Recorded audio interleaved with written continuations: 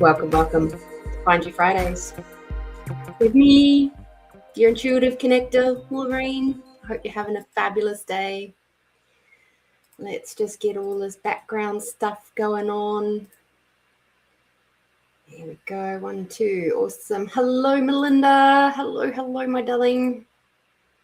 Hope you're having a fabulous day, evening. Hope you've had a great week. Switch that over.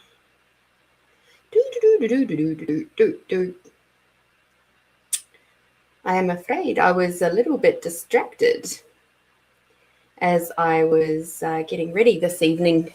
I was I've changed a whole bunch of settings, and as a result, I'm getting some very interesting things popping up in my YouTube at the minute. And it is to do with Heal with Sarah, and she is a medical intuitive. And yesterday she released a video talking about, well, as she was tuning in with Jim Carrey. And safe to say, very, very, very interesting. It's... I find it fascinating simply because us who are aware knew that what was happening in Paris perhaps wasn't quite the right thing, wasn't quite true. So, yes. She goes into more detail about that, and only, maybe not quite halfway through her video, and already I'm like going, yep, and safe to say it's actually very, very, very encouraging. In one of those weirdly obtuse ways, it's very encouraging. So yay. Melinda, I've had 2 very busy weeks at work, so now I'm having some wonderful rest time finally. Hallelujah. That's wonderful. I'm not sure how many viewers we'll get tonight, considering it is, Good Friday. A lot of people will go away for weekends and things like that, which is fine. So it might just be you and me, Melinda. But yeah, if you're curious, Melinda, about that particular video, I can send that to you. Interesting stuff. On a more personal note, I did end up stitching the writing of my my embroidery, and that is now drying because the ink that it's on the fabric with is water soluble, so you have to kind of wash it to make the ink come out. So now it's drying, so I can't show you, but I'll try and show you next week.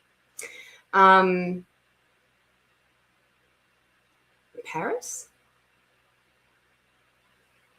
No. Paris? I'm not sure where you got Paris from. Jim Carrey is who I was talking about.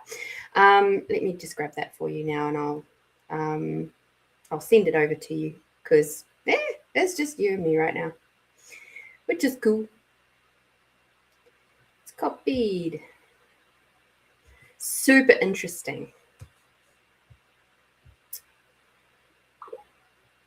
All right.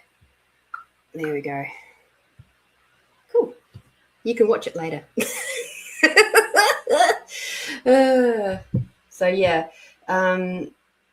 The lady is called Heal with Sarah 88. Or Sarah Grace is the other thing. Hi, Christine. Lovely to have you with us. So, yeah, super, super, super interesting. And the best thing about it is that, like I said, it's very encouraging because, yeah, you watch and see.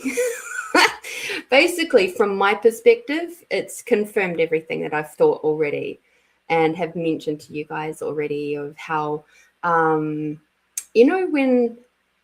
the big bully in the yard gets very, very loud just before they fall over, that. So, yay. But yes, how have you spent your Friday, your Good Friday, or Christine, your Thursday, so your Good Friday Eve? Do you have any traditions for Easter?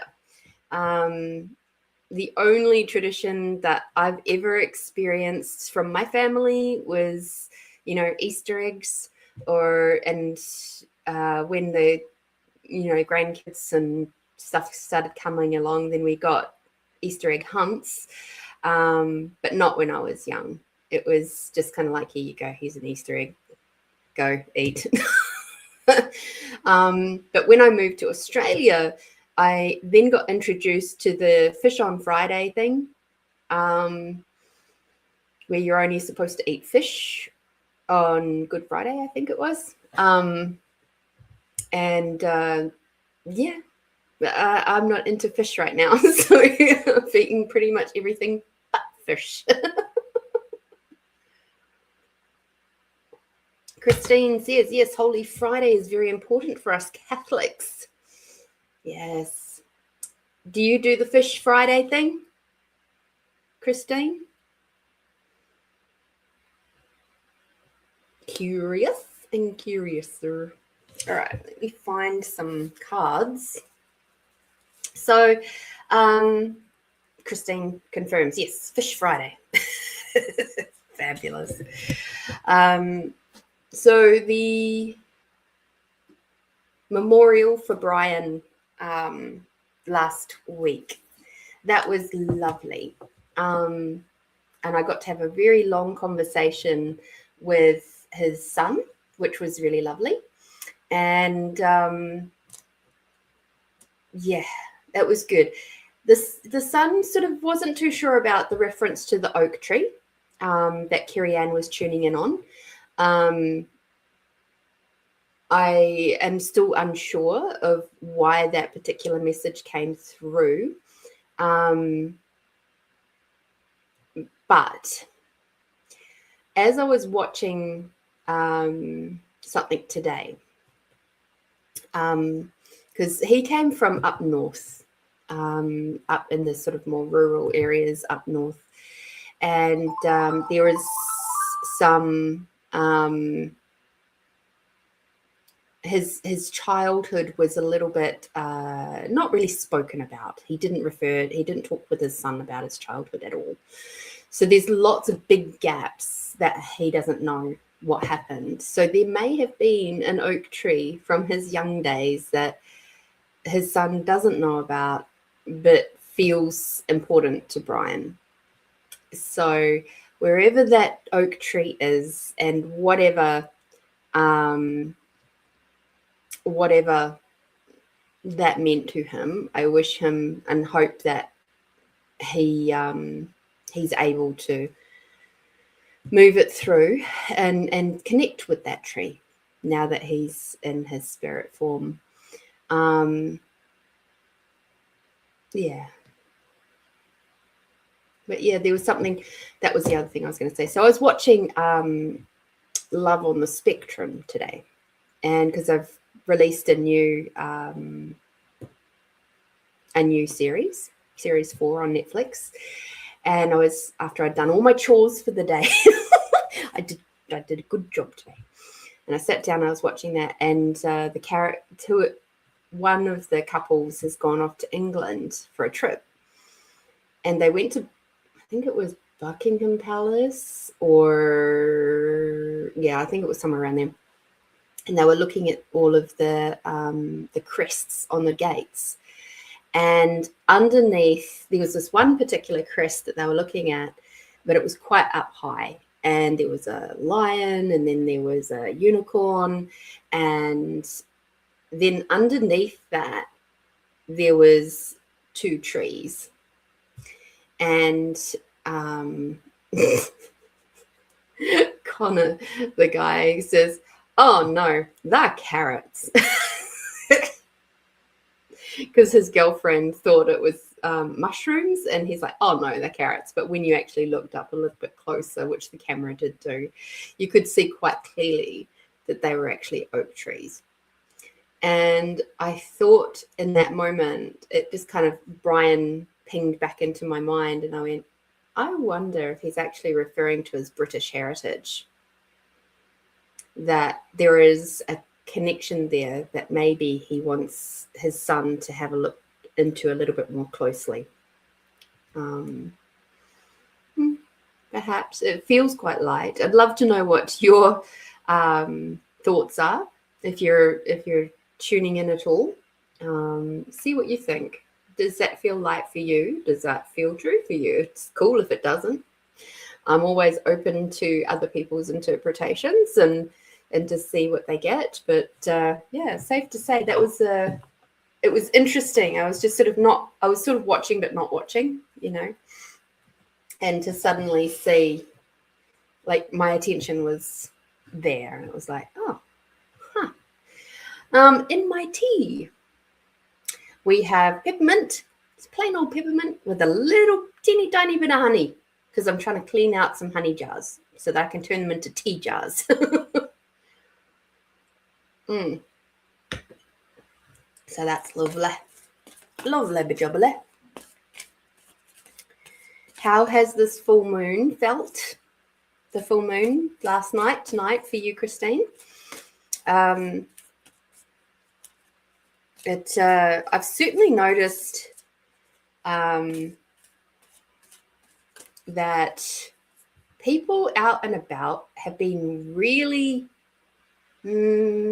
aggro this time. Not just like forgetful, not just sort of like off with the fairies or anything like that. They're just a little bit more aggro. And I'm like, what on earth is in the people's, up people's butts today? And that was yesterday when I was out and about, and I was like, that's interesting. Because my driving isn't any different. If anything, I was probably more relaxed than usual. I was like, And then I remembered it was the full moon energy, and I went, oh, that explains a lot. Yeah. So, Melinda, now, does that explain why the knuckle dusters with the crystals and why that made me cackle? Oh, dear.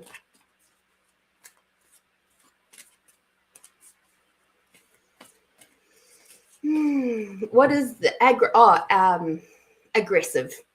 Sorry, Christine. That's a very Kiwi Aussie term. A bit of slang for you.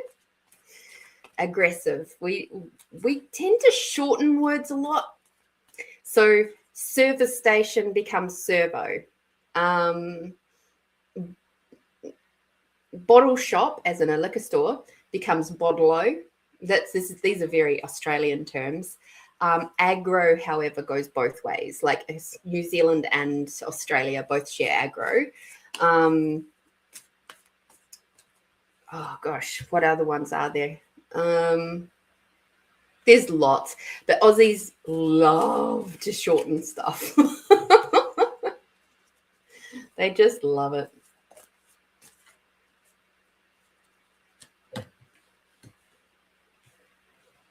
Melinda was confused. It like literally, it hardcore made me cackle.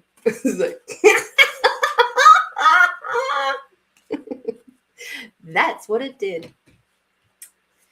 It was quite funny. So to those that are watching now, it was this, the image was when you're all spiritual but kind of hood and a motherfucker needs their throat chakra aligned. I don't know if you guys will be able to see it, but we'll see. And it looks like that. It's a bit blown out, so let me see if I can drop the... I can drop that down, you might be able to see it. There we go.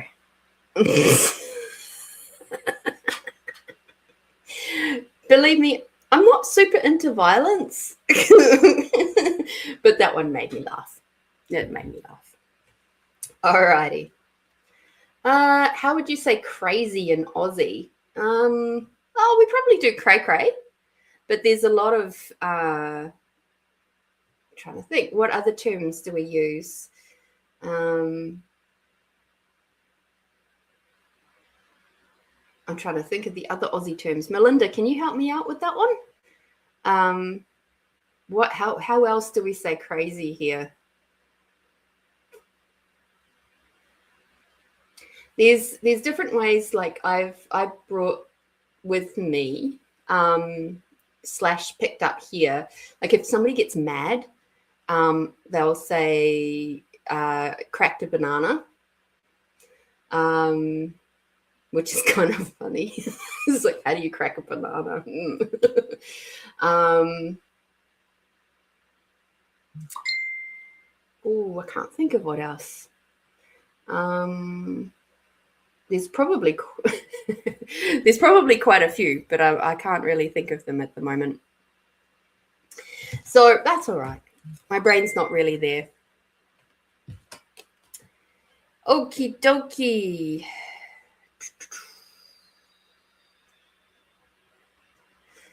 There's the only phrase that's coming up in my mind right now, which is not helpful. And cray-cray loopy, a few kangaroos short in the top paddock. Yeah, if you want to go crazy, like crazy dumb. Are you talking crazy dumb or crazy angry? Because that's two quite different things. Because if you're talking crazy dumb, then you've got, a picnic short of a sandwich short of a picnic, or a can short of a 6-pack. Crazy dumb. Okay. A few sausages short on the barbie. So that's one of the things where Australians extend. That's where they use all these words. And then there's other things they just shorten stuff. It's quite funny. The other one, like there's a few things. Oh, shush. Shush. It's my friend. She's like doing crazy things and she's trying to, I'm just going to mute her. Just for now. Okay. I think I did that right. Okay, and there, and okay. All right. Sorry about that, guys.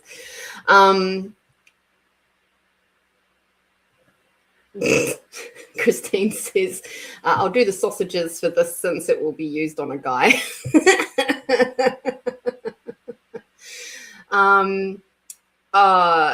If it's like, as if it's not useful, one phrase that I've heard here in Australia is it's as useful as a pocket on a singlet. I think that's what it was, a hip pocket on a singlet.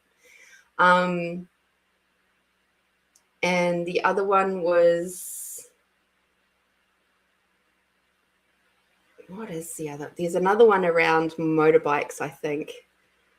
Can't remember what that is. That's where they're just not useful whatsoever. They're a bit dumb, not useful. If you're talking about things being very dry. There's a phrase that doesn't get used too terribly often unless you're in more rural outback, and it's the older generation that says it, and it's the phrase is drier than a dead dingo's donga. And then, hey, this is another Aussie one. If you're trying to say that you're not here to mess around, like you just want to get to and get the job done, they say we're not here to F spiders. So fork spiders, we're not here to do that. Here to get your job done. Oh, that's one it was. Thank you, Melinda. As useful as an ashtray on a motorcycle. I knew there was a motorcycle one. Oh, dear. And as useful as a tits on a bill. And that was bull, as in the male version of a cow. Aussies have just such fabulous sayings.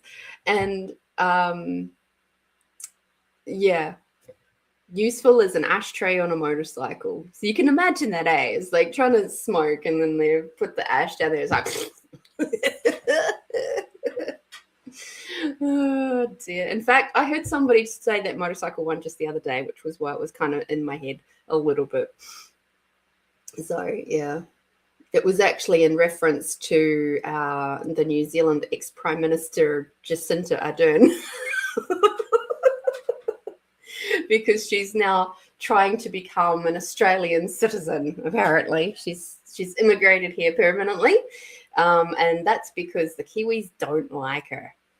She's one of the most detested people in New Zealand, or detested women in New Zealand, and that's saying a lot, because New Zealanders are pretty easygoing people. But if you ever see a post about her and her coming to Australia or anything like that, you start reading the comments section and you'll see where the Kiwis are, because man, they are not complimentary at all. Yeah.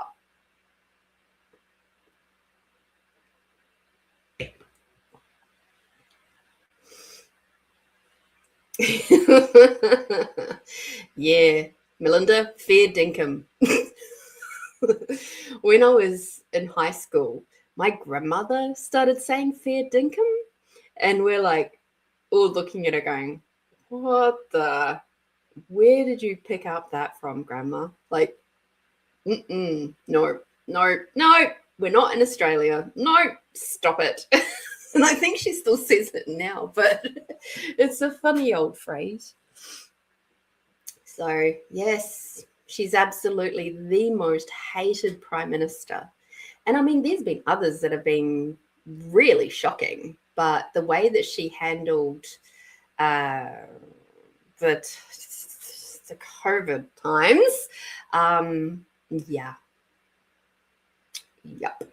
She did herself in. In fact, she did herself out of a country, because they, you know, the New Zealand public don't love her at all.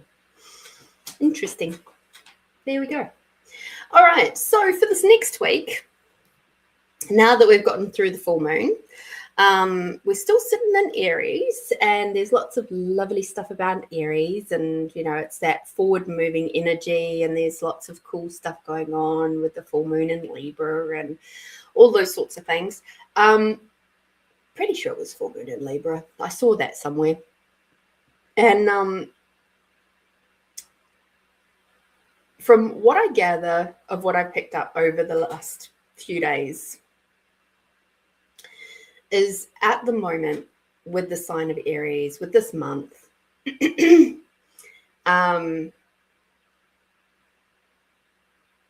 can definitely feel there's, so you need to move out of here, my friend. Well, if I didn't get it, it certainly got it moving away from me. Sorry. See the knuckle dusters coming out. With this fiery energy, this Aries energy, and all the other planetary alignments that are happening at the minute, and the fact that we're in direct with all of our planets right now, and all of that sort of stuff, what it's doing is bringing up a lot of those energies to move us forward very, very fast. And you kind of have that choice. You still have a choice, regardless of the energies around you. You have the choice either to just go, okay, I'm aware of these energies. I can see what's going on around me. So how do I best approach this? Or you have the choice of many choices to resist and react to it. In which case, if you resist and react to it, guess what's going to happen? You're going to feel exhausted. You're going to feel anxious. You're going to feel depressed. You're going to feel pain. You're going to feel like, what the fuck's happening with the world? You're going to be very, just feel off. Whereas if you're more honoring of the energies that you're aware of, you'll find that you'll be able to flow through with and around the things that come up for you. And there's been like a few things lately that have popped up, like in the last couple of days, that I've kind of just gone, okay, all right. So how are we going to work with this? What's going to be the most conscious choice to make here? What's going to create more? And what's going to make things more smooth moving forward? Because that's a big part of it, right? And being prepared and willing to ask those harder awareness questions. And by that, I mean, truth. What will it create if I choose this? Truth, what will it create if I don't choose that? And being willing to listen to those answers. It's asking those hard questions. So often we just don't even ask. We keep showing up time after time because that's what you think you're expected to do. And the reality is it's not. The reality is that you have the ultimate choice every single moment of the day to choose what works best in any situation. When we start doing things from a space of obligation, then we're stepping out of consciousness and out of being an adult of consciousness. And that's when we start feeling disconnected and off, and we don't sleep well because then we're stressing because you are or aren't living up to your perceived obligations and all that sort of stuff. So with the full moon having just is floating around at the moment, I see a lot of that's coming up. I see a lot of people's choices that they have perhaps made where it's like, yeah, no, that doesn't actually work. That, and myself included, being willing to speak up and say the hard things. It's not easy, but the more conscious you are, the easier it becomes. The more honoring you are of yourself, the easier it is to speak up. It doesn't always be easy, but it's easier, if that makes sense.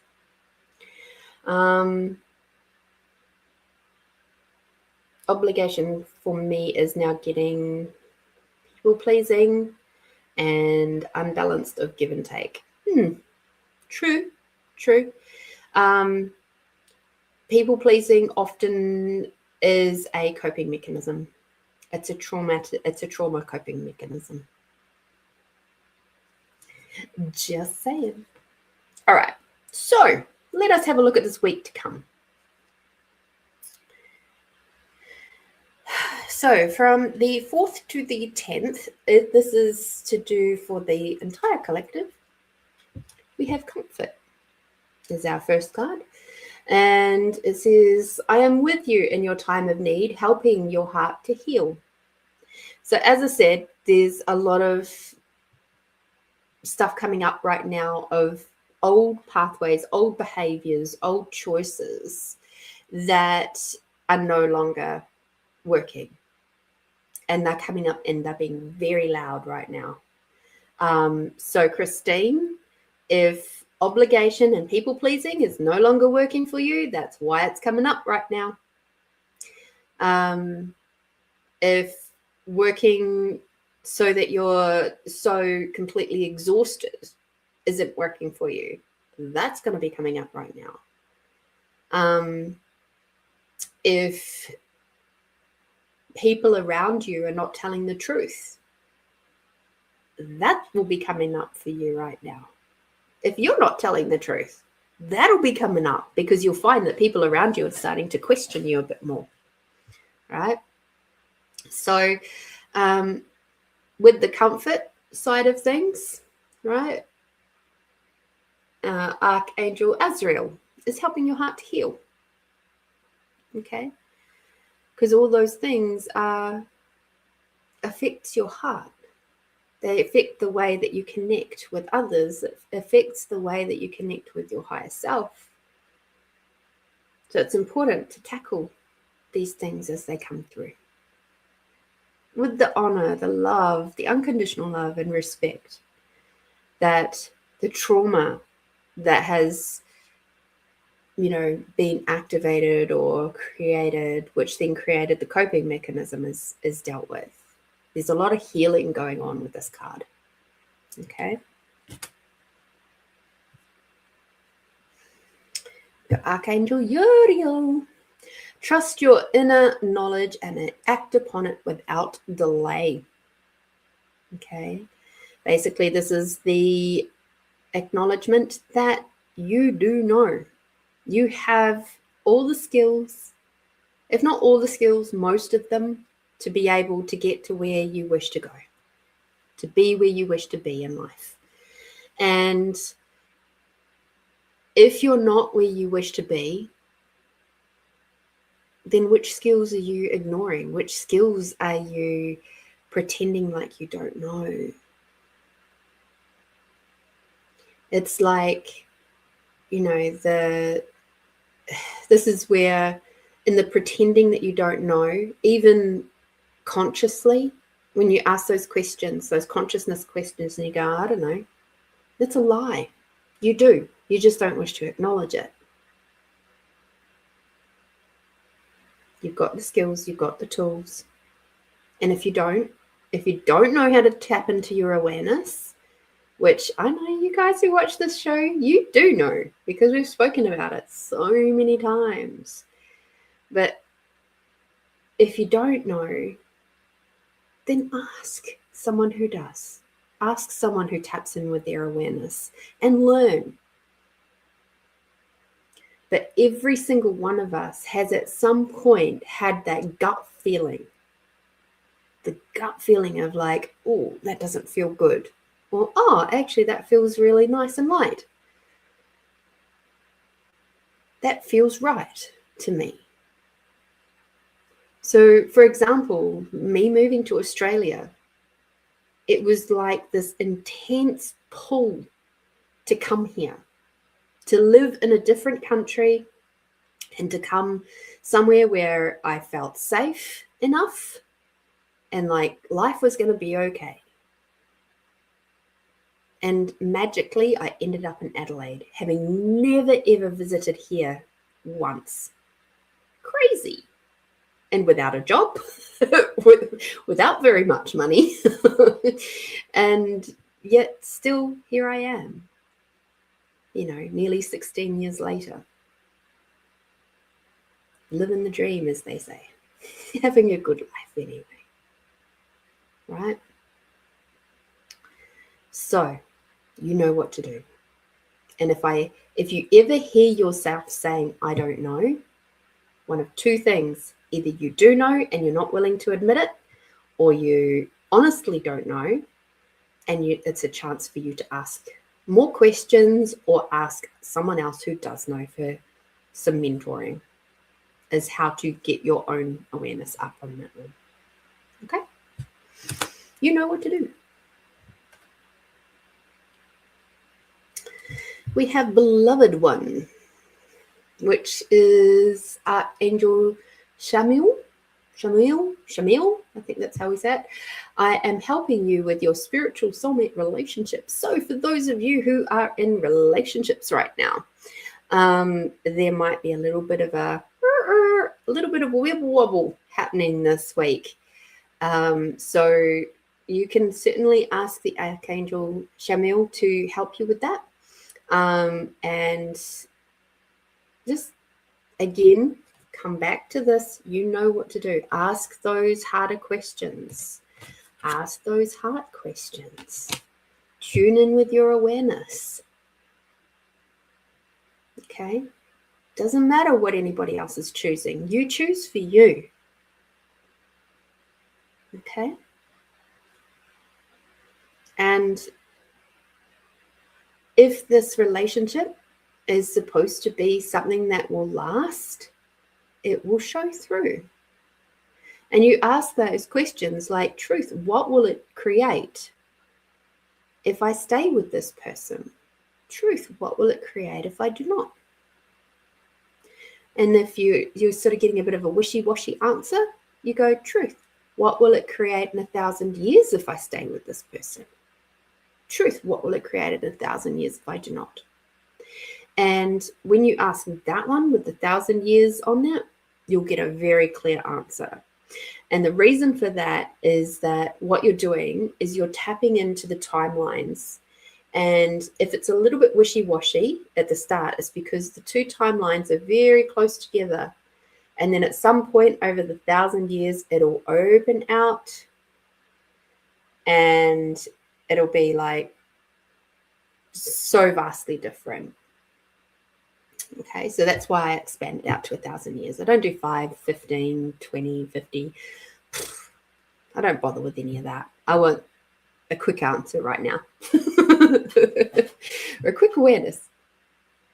So there we go.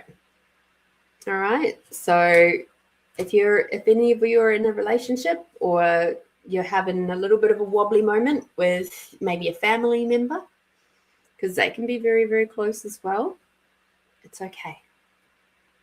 Keep tuning into your heart. Keep tuning into your higher self. Don't detach. Don't drop into people pleasing. Just keep you into your heart. And last but not least, career transition. Interesting. And again, with the collective reading, it's like pick up what resonates for you, leave the rest behind of what doesn't resonate for you. We've got Archangel Chamiel again, or Shamil, which was the previous one. Those two together. Your life purpose is triggering a blessed career change. So this does not surprise me one little bit. For those of you who have been feeling very disenfranchised with what you have been doing as a career, that will be kicking up this month, if not this week. Those energies of the Aries, the fire horse, the fire, just all the planets being direct. It's very blunt energy this month. Those of you who are familiar with traditional Aries energies and people, yes, we can be incredibly blunt.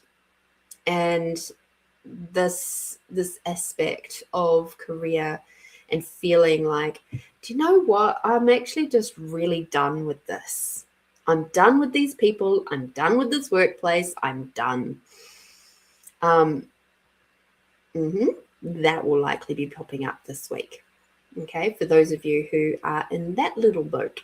All right, be aware. And for those of you who are not, congratulations, you found somewhere to work that you like. That's the fun part of doing a collective reading, is it? There'll be different aspects that are relevant to each one of you.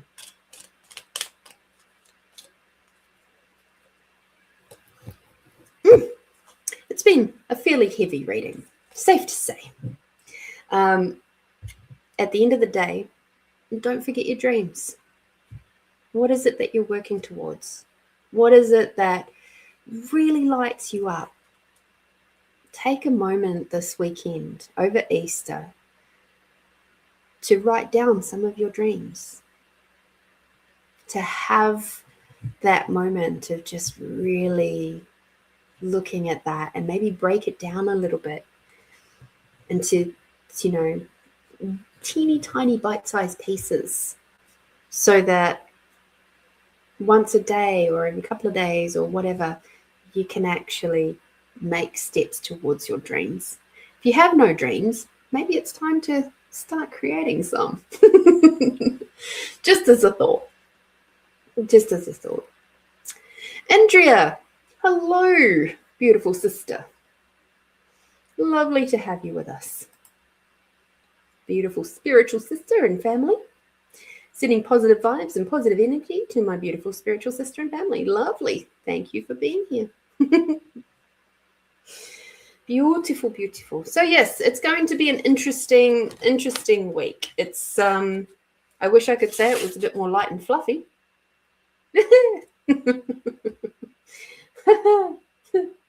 Yeah. Hi, Marit. Lovely to have you with us.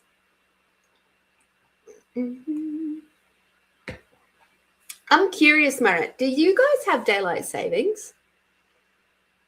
Given that you're in Sweden? Because I don't know. See?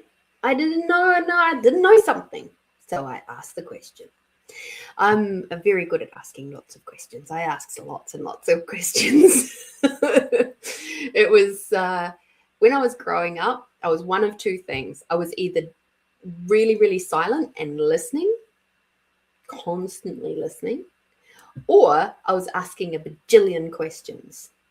And safe to say, when I was asking a bajillion questions, it used to upset my family a lot. Like the adults, and they're like, "Oh my God, would you just shut up? Go away and do something." So as I got a little bit older, and then I started asking to learn things like needlework and crochet and stuff like that. My mum, savings what? Okay, so you don't have daylight savings. Cool. Good. That's good for you. So daylight savings, Marit, is where they move the clocks. They move the hour on the clock. So it'll go forwards or backwards, which is why sometimes you'll tune in and it'll seem like it's an hour different. So this is a warning to you, because our daylight savings is ending this Sunday here. So just be aware of that. Oh, you have it. Oh, I'm sorry for you. One man's wish to play an extra round of golf at night messes up almost the entire world for clocks, for our timing. The arrogance of it all. Anyway, so yes, next Sunday, or this coming Sunday of Easter, in South Australia or Australia in general, our clocks are changing. So just be aware of that. Sorry, am I as well? Yeah, I don't like it. Especially when we go into daylight savings, because of course you lose an hour's sleep, and that's not nice. Not nice at all. Messes up my circadian rhythm, something chronic. And there's actually been studies that prove that when the clocks change, either forwards or backwards, the amount of vehicle accidents increases quite significantly. So this is my little note to you all driving out after Sunday, or Sunday and onwards for the next week. Please be careful out there. Be mindful. Be aware. increase your following distances, and just maybe that's also a reflection of what's going on in the cards as well, because people are just going to be a little bit more with daylight savings finishing and stuff too. All right, so Christine, my sweet, lovely one, you have, thank you for putting in your donation.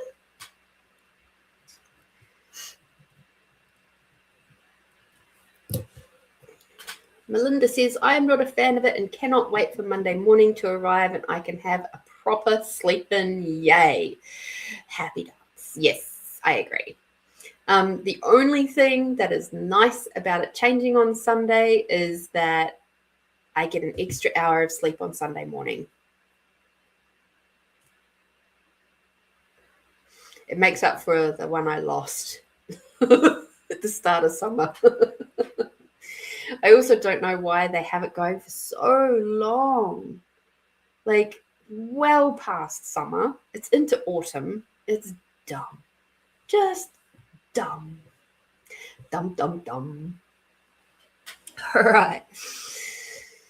Okie dokie. Back up to Christine's question.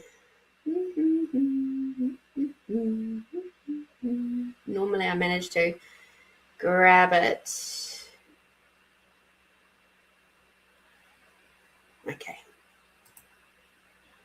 Okay, so she requires to know if any of her chakras are blocked.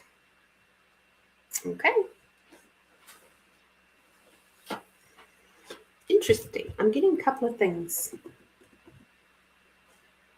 There's something else that you need in here. Maybe it's that one. Okay, I'll just pull that out.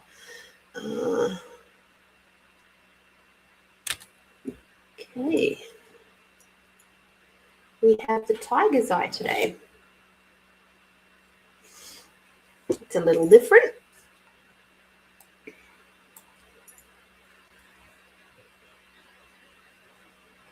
Okay. Oh, let's keep myself a little bit more comfy. Okay. So yes, and show me a no.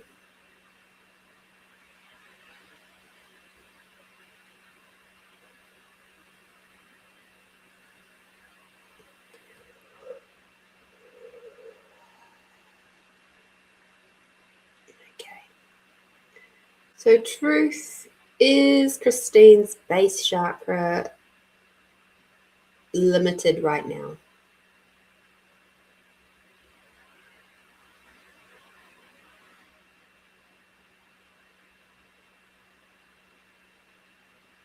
Okay.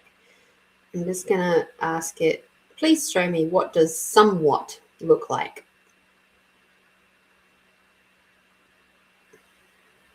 Okay, truth. Come back to neutral.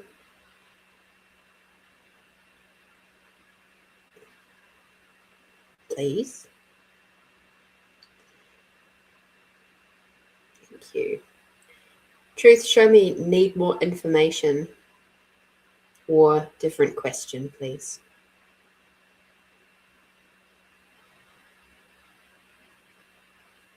Okay. So more information is going in a anti-clockwise position and somewhat is going in a clockwise position. Okay. Apparently we're being a little bit more specific today, which is fun. So truth is Christine's base chakra blocked currently.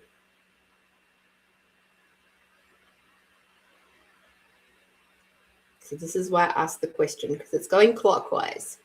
So it's somewhat. Okay, back to neutral, please. Just speed this up. Truth is Christine's sacral chakra blocked.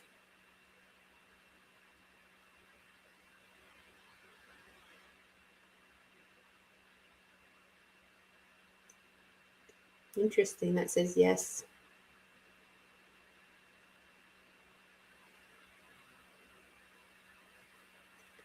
Truth. Is Christine's solar plexus blocked? No.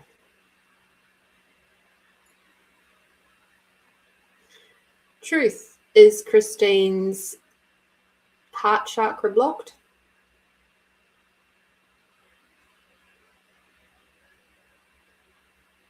No. Truth. Is Christine's throat chakra blocked?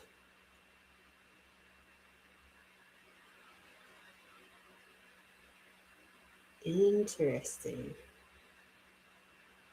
It's asking for more information, please. Or a different question. Okay. Truth. Is Christine's throat chakra somewhat limited right now?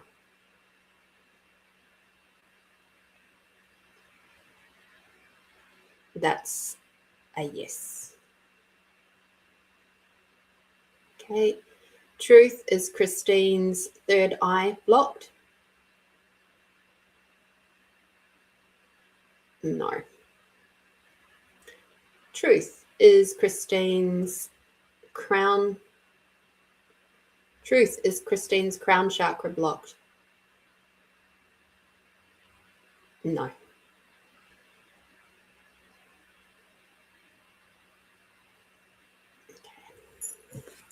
So therefore, you have to work on your base, your sacral, and a little bit of your throat. All the rest are fine. They're doing just fine.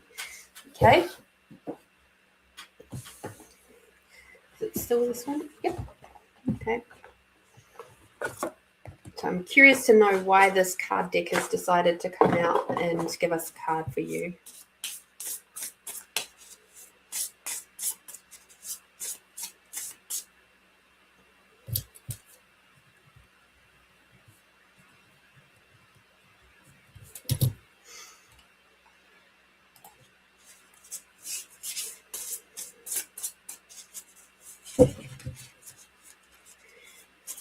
Pretty much what that was indicating to me in this 10 seconds.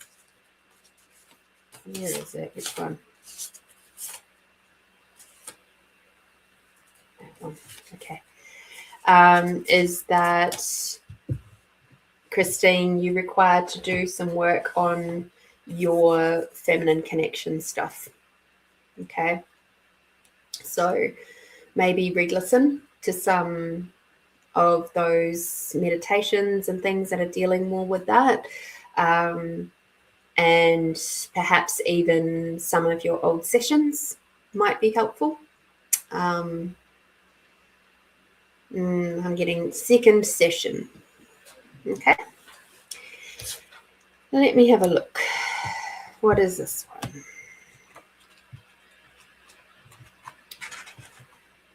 Alrighty. So the card deck that asked to come out was the Egyptian Alchemy Oracle. I don't get this one out very much, so this is interesting. Lots of reading. Okay, cool. So this is to do with vibration, which is this one here. And it says, lift your chemistry. The third ancient hermetic principle, vibration, helps you tune in to the chemistry of your being and consciously raise its vibration. Even just believing we can gain some control in this respect is a step towards learning to refine your physical, mental, and spiritual being and experience life at a higher and higher planes and frequencies. There is more to chemistry than meets the eye. It is a well-known subject of study at school or university, conjuring up classroom images of bubbles and beakers. But chemistry can also be understood in the sense of the quality of energy each of us manifests in the world. At any given moment, whether that be coarse or fine, intense or relaxed, earthy or ethereal, restless or calm, caring or careless, The Lift Your Chemistry card is calling you to be responsible for the energy you put out or emanate, even though there may be very little understanding of this in everyday life. By learning to raise the vibration of your being, you become more in touch with the higher aspect of yourself and move forward on the path of fulfilling your true destiny and soul potential. Okay. So it also says higher purpose is awaiting your discovery and realization. What is it you are here to do? What would it mean for you to realize your divine potential? Okay. So you know the answer to those questions. It's just whether you're willing to take those steps and move towards that. Okay. So being aware of your vibration, your chemistry. Thank you so much, Christine, for your beautiful contribution. I'm so grateful for you getting the night kicked off tonight.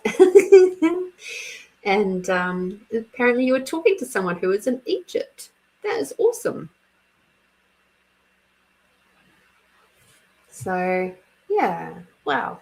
Thank you so much. Oh, let me get your yummy card. Almost forgot.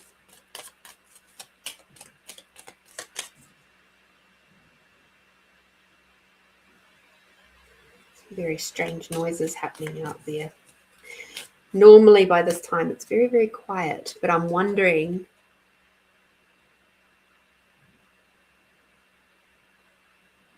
It almost sounds like fireworks. Very strange.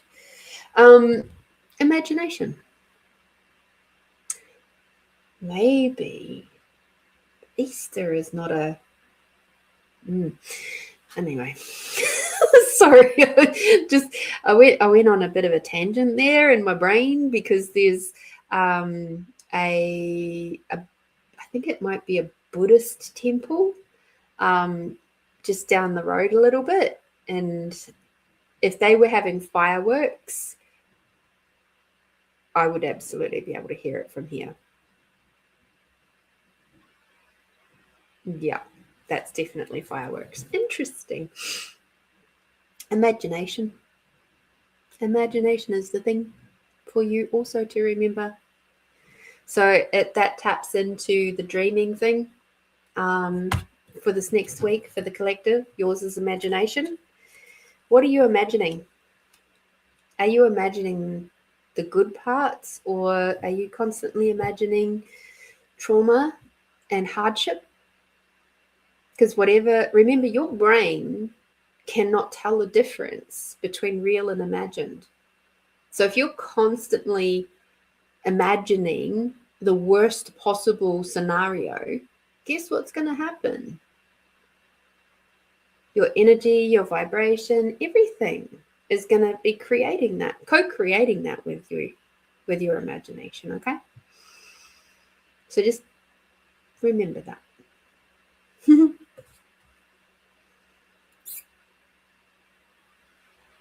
All right. Thank you, Christine. Super grateful for your continued support. Wow, potential and having the courage to take my soul path that I signed up for in this time round. Yeah, absolutely. Absolutely. All right, Marits.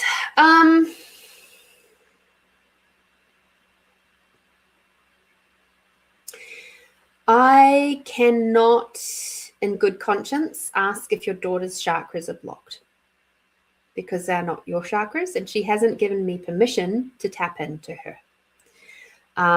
So I cannot, in ethical consciousness, tap in with that at this point.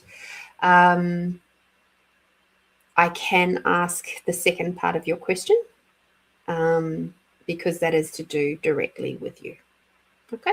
Just wish to put that out there. There are ethics that come into and honoring of other people. Even when tapping in with somebody in, spirit form, you still have to ask permission to work with them. Even when I'm working with somebody's higher self, when I'm in a healing session, I'm still asking permission from their higher self to work with me. If I'm working with somebody and we are removing entities, etc., I'm still asking them, depending on where they're at, like at least their higher self at the very least, but generally I will physically ask their embodied self for their permission to, if I find anything of the, entity nature, if I have their permission to help move that on. At the very least, I'll ask their higher self. But that question there, that first part, I can't do that. Or rather, I choose not to. However, for your question for you, I can.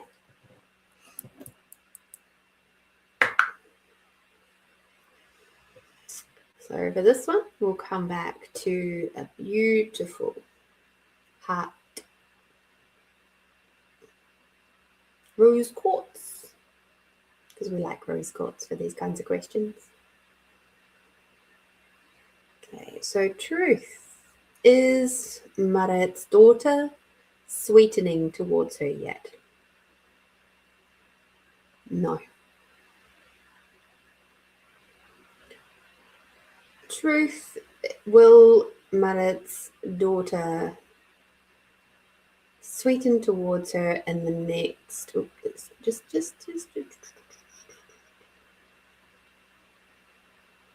Will Marat's daughter sweeten towards her in the next 2 years?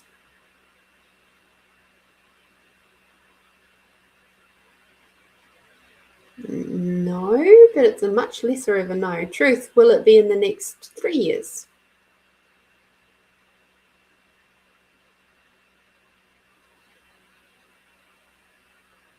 It's a very small no. Truth, will it be within the next 5 years? Yes. Truth, will it be within the next 4 years? Just take it back one step. That's a no. Okay. Basically, when it comes to your daughter, you're just going to have to be very, very, very patient. Okay? And it appears that she will come around. So maybe, 2031. Keep that date in your mind. 2031 looks like that's going to be around the time that she'll start to soften. But at this stage, she's not there yet, not at all. And that's her prerogative. Okay, so you're just going to have to back off and be really patient. And remember that every time you send energy out to her, which is like that pulling energy, she's going to resist and react to that, and it's going to stretch the timeline out even further. So I'm not saying that you have to cut the cords with her, not at all. What I am saying is that you have to relax and stop stressing about it. Allow her to just go and do her thing. You keep doing yours, and just keep the doors open. Be gently loving and kind and all of that sort of stuff, and just do the forgiveness stuff, do the work on yourself, do your own soul work, and keep working through your lovely task list that you came into this life with, of things that you have to work through, and perhaps patience when it comes to family members or those that you love, is maybe that's one of your things this lifetime. And maybe it's patience with others, in that, there's that level of control that we like to try and have with our loved ones, and you can't have it with her. And so maybe that's an aspect that it's time for you to start tackling that for you. So let me find a card because I'm hearing one for you. Let me see, which one is it?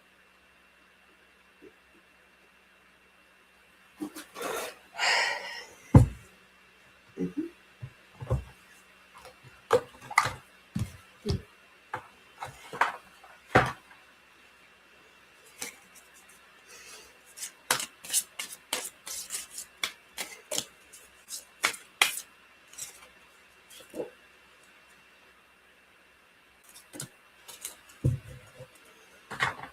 Okay. So the cards that have come out for this one is the Mystical Healing card deck from Ina Segal. And the card that has come out is Temper Your Criticism. Become discerning instead of critical. When you are critical, you harden yourself and literally put energetic knives into others. You also block yourself from becoming a more refined, sensitive, intuitive human being. Your healing pathways get blocked and your bones and muscles begin to degenerate. When you are harsh and critical with yourself, you lose your life force energy, your self-esteem, and you become depressed. Your ability to be flexible, think deeply, and receive new, higher wisdom is also limited. Start looking for what is good, holy, and beautiful in each person. Develop discernment while still encouraging yourself and others to grow. Try to see things from several angles in order to create more objectivity and gentleness in your counsel. Practice self-kindness. This card asks that you start to experience yourself, others, and the world from a more compassionate point of view. Look at every challenge as a possibility for growth. The process. Whenever a critical thought appears, recognize it so that your consciousness can participate in the process of thinking. You are going to realize how critical you are. Be gentle. Whenever you have a critical thought, correct it immediately by thinking or saying something positive. Soon you will have a breakthrough. You will catch yourself and not allow a critical thought to manifest. As you become more conscious, kind human being, you will feel better on every level and attract more positive experiences into your life. Okay? So, as I said, that's what was coming through. Okay? Please don't be critical of her. Don't be critical of her choices at this moment. This is part of your soul growth and your soul healing. Okay? I know that's tough as a mum. Very, very, very tough. But you can do it. That's why you've been put here at this time with that particular daughter.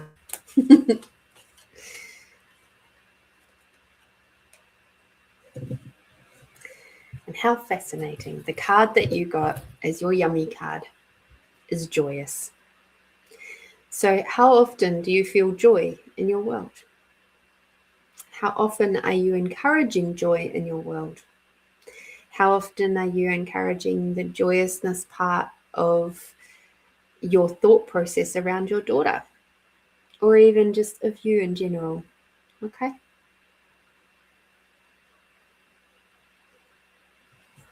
Keep remembering it.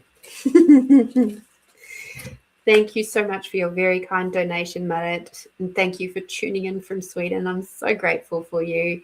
And thank you for being here.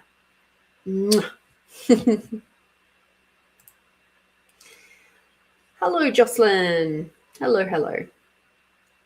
All right. So on that note, there's actually something that I wrote this week.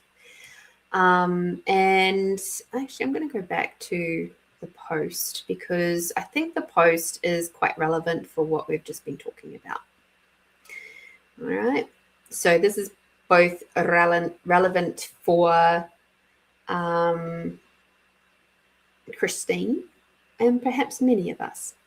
This is 10 trauma responses masquerading as personality traits. Okay. Now, I'd like you to count with me these 10 of them. How many of these, even if you're not doing them actively now, how many can you relate to having been active in your life? Okay, because this tells you a lot. Number one, I am just really independent. Which means you don't feel safe relying on others. 2, I hate confrontation, which means you associate conflict with danger. I always try to see the best in people. You ignore the red flags to avoid abandonment. Number 4, I'm always busy. Stillness scares you. Number 5, I just don't trust easily. Trust was broken too early and too often. I don't like asking for help because vulnerability once led to pain. I'm super low maintenance because you learn to expect nothing. I'm the funny one. Oh, that's not me. Humor became your emotional shield. I like being in control because you were powerless as a child. I can handle it because you had no other choice. So out of those 10 trauma responses, I have 8. Have or had 8. These are things that I have actively worked on over the last 10 years in different little chunks, but particularly in the last August, probably from about June last year. And a big part of the healing came as I started to learn about polyvagal theory. There was a lot of other stuff that had already been helping, a lot of theta healing stuff that had been helping, but there's lots of different elements that had helped me to deal with this. Even access consciousness stuff of learning how to receive, challenging myself to receive. Like, that was huge at that time. That was like 10 years ago now, So just let me know. You don't have to tell me which ones, but let me know how many of those were on for you. How many did you tick off? You might have had none, in which case, tell me. None. Now, we know that I love poetry. And I love writing poems. And here's what popped through last night, 22 hours ago.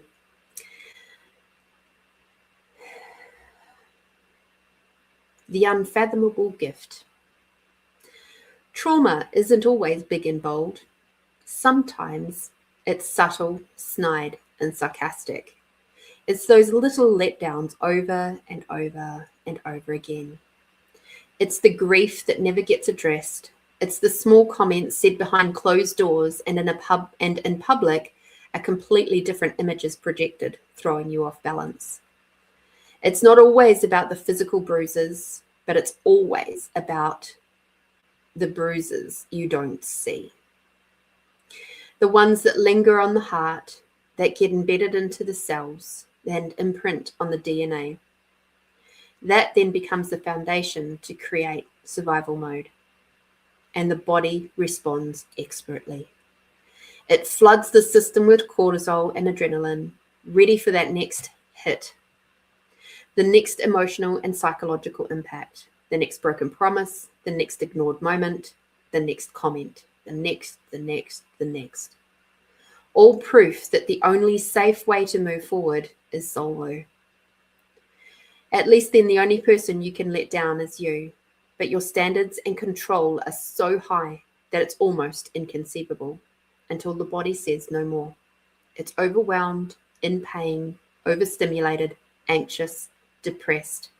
Mind is foggy, sleep deprived, and completely and utterly exhausted.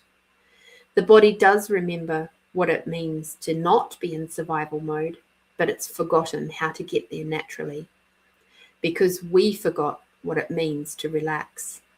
Relax was bad. Relax was lazy. Relax was quiet, and quiet meant danger. It takes a very conscious and consistent effort to change those deeply entrenched pathways. It is possible to let go of the need to control, to remember what it is to receive kindness, and to know it doesn't come with strings attached. To know how to be present without the big bad wolf in your head whispering nasty nuggets to keep you frightened of losing. And when the peace finally arrives, the quiet place inside finally expands, and maybe for the first time in your life, you felt safe enough within. That is the true game changer. And much like Sleeping Beauty, you're awake. You see things so much clearer now, how the trauma became the teacher rather than the jailer, and finally it becomes easier to say no. The silence becomes sacred. The gentle space of peace is protected like the most precious thing ever in existence. The path is not always as straightforward as we might like. However, it's the most beautiful thing to experience. That, my friends, is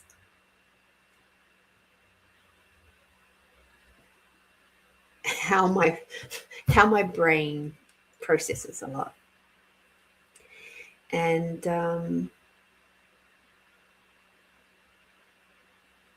I couldn't see how, a year ago, how far into survival mode I still was a year ago.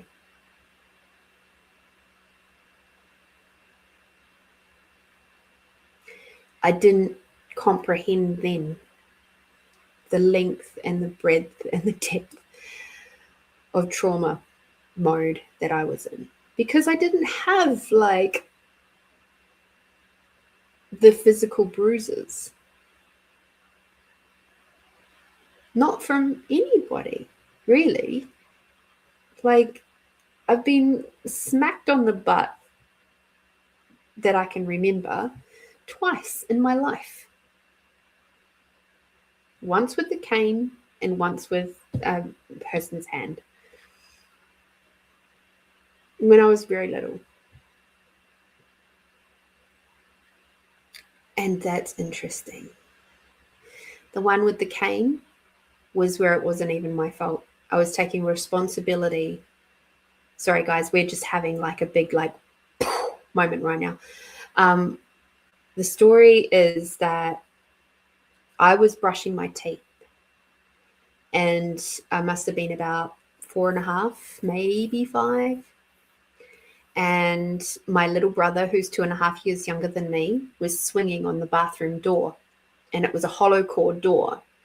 And if you can imagine, that's the edge of the sink, and the door was swinging so that it actually touched the corner of the vanity. And of course, he swung so hard that the corner of the vanity went into the door and broke the door. Or created a hole in the door. And my parents found it. I didn't even realize. I was busy brushing my teeth and ignoring everything that he was doing. So I didn't even notice that it was there. And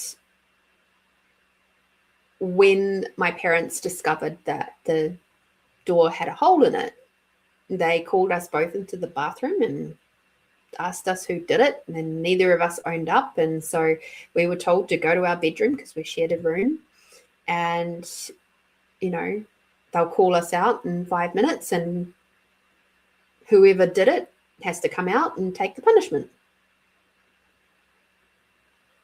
So I looked at my brother and I said to him, well, I didn't do it. And he's like going, he's just sort of sulking and not taking responsibility for his actions. And so I was like, oh, all right, well, I'm bigger than you, so as your big sister, I'll take responsibility for that. So I got the cane for his mistake. Now, all these years later, 40, we'll say 42 years later, one of the things that pisses me off the most is when at work is when I have to apologize or feel like I have to apologize and take responsibility for the actions of someone else, where I have no control over their actions. I had no control over the fact that my brother was swinging on the door. It wasn't my job. I was 4. So this is where trauma is fun. I can see now why that is embedded in my brain and in my thing of my response system of shit, that's where that came from. That moment when I took responsibility, when I chose to take responsibility for my brother breaking the door, that has created such a huge wrinkle in my world where I get really angry now if I have to then apologize or fix up somebody else's fuck ups. So what do we do with that? And to effect. So I'll be doing some work around this. And one of the things that I'll be doing is probably doing a little bit of regression therapy on myself to go back to that time and actually deal with that as part of me, and talk to my inner child and talk to that child version of myself, my 4-year-old, 4.5-year-old self, and have that conversation and, you know, make it so that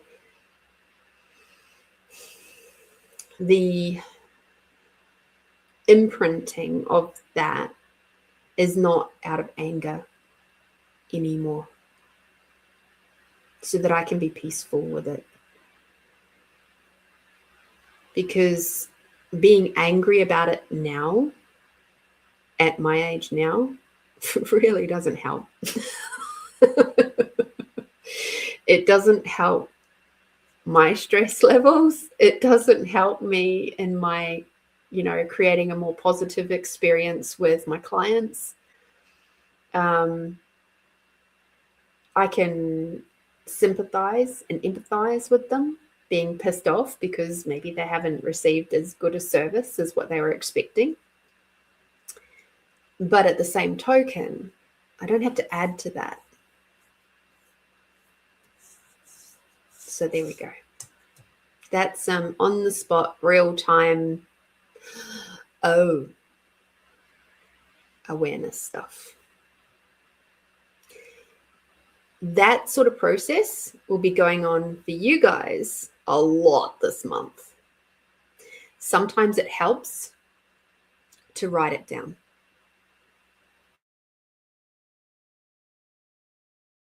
Being able to get to the same spot if I had written down on the top, why do I get so angry when, like, or maybe word that a little bit differently because why is not a good term. I possibly could have worded it as, when was the first time I ever got really angry because I had to take on the responsibility, or I chose to take on the responsibility for someone else's actions?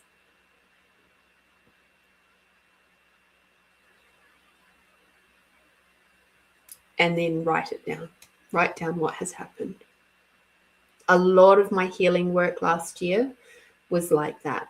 It was open questions where it just allowed me to explore that and then keep moving forward and finally get to that place of peacefulness with it, to go, oh, okay. Because of course, if 4.5-year-olds brain and cognition and all of that is completely different from me now, 40 something years later. And it'll be the same for you guys too. Okay. All right. Because we didn't get to play with the poems last week, let us play with the poems. Okay. Okay, so for those of you who don't know, or if you might have picked it up, I love to write poetry and prose. And sometimes my poetry and prose gets mixed together in the same little creation. It's fun. So this wee book is actually my book. I wrote it. And I created the cover and all. And there's my pretty picture from when I had long hair and it was dark because it was dyed back in the day. And this wee book is actually an intuitive poetry book. So it has like the poem, and then at the bottom there's a little blurb. And the blurb will be about what was happening in my life when that poem was written. And the cool thing is that sometimes when you guys pick numbers, it's to do with the poem, and sometimes it's to do with the blurb at the bottom. And that's the cool thing. As I am reading, I get the awareness of which one is more relevant. We still read the poem regardless of which is more relevant. Because it both always end up giving you information anyway. So we're going to expand out, because we love to expand out. I love being able to help you guys to get to a place where you are more tapping into your consciousness and your awareness rather than being all tight and contracted. So at the very least, if you stay as long as we do get to do this, then you'll walk away feeling a little bit lighter and happier regardless. Okay? So close your eyes. Take a big deep breath in. And breathing out. And breathing in, bringing unconditional love all the way up through your body. Breathing out, bringing the gratitude for everything and everyone all the way down. As you breathe in, bringing Mother Earth energy and the unconditional love all the way up. And as you breathe out, bringing Father Sky and the gratitude for everything and everyone all the way down. Tuning in on your body right now.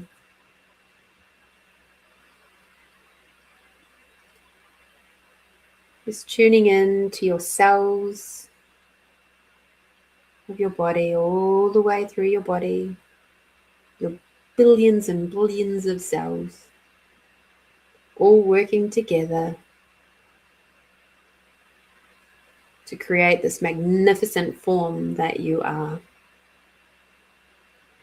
Expanding out your awareness down to the molecular level of your body, all the way down to see the nuclei. And then you see the protons and neutrons swirling around the nuclei. And you go even that little bit further and you'll get to see that even in the nuclei, there is space. And as you look around, you notice that you are actually indeed 99.9999999% space. And that nothing is stuck or stagnant in your body. Absolutely nothing. You are energy. And therefore anything can be changed within your body. It's only your point of views and your belief systems that keep things stuck.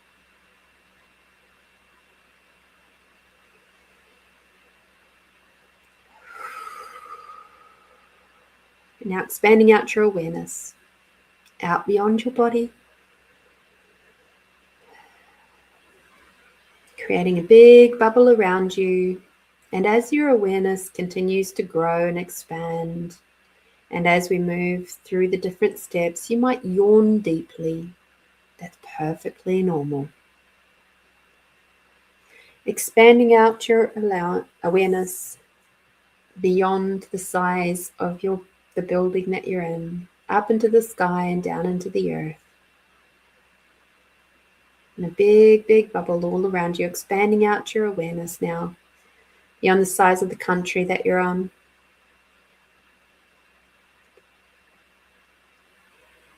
Beyond the size of the planet. Beyond the size of the solar system.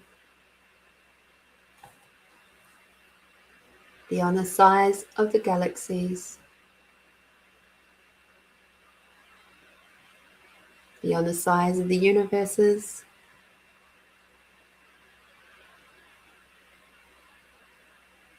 And now expanding out as much or as far as you would like to go.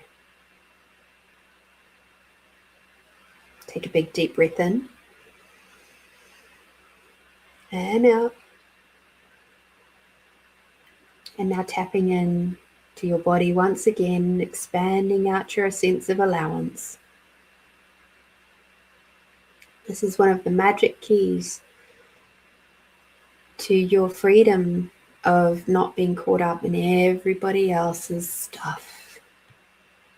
The energy flows and their emotions and all that sort of stuff. You can just create a lot of peace around you by doing this one cool little trick of expanding out your allowance. So expand out your allowance now in a big bubble all around you. Up into the sky, down into the earth, expanding out your allowance now beyond the size of the country that you're on, beyond the size of the planet, expanding out your allowance beyond the size of the solar system, beyond the size of the galaxies, beyond the size of the universes, and now beyond the size of your awareness. Just notice as the body chooses to move and shift. Maybe you'll have a big, big yawn right now.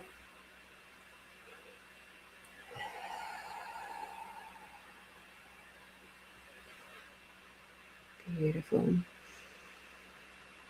And now truth. What number between and including 1 and 88 is going to be the greatest contribution to you for the next week?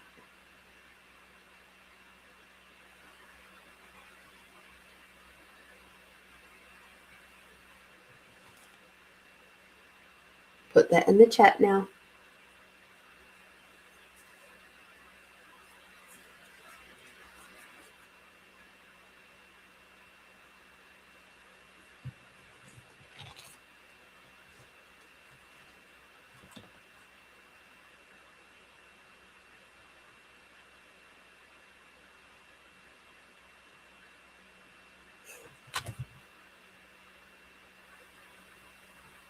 Hello, Tamara. Lovely to have you back. Oh, lovely. Thank you, Jocelyn.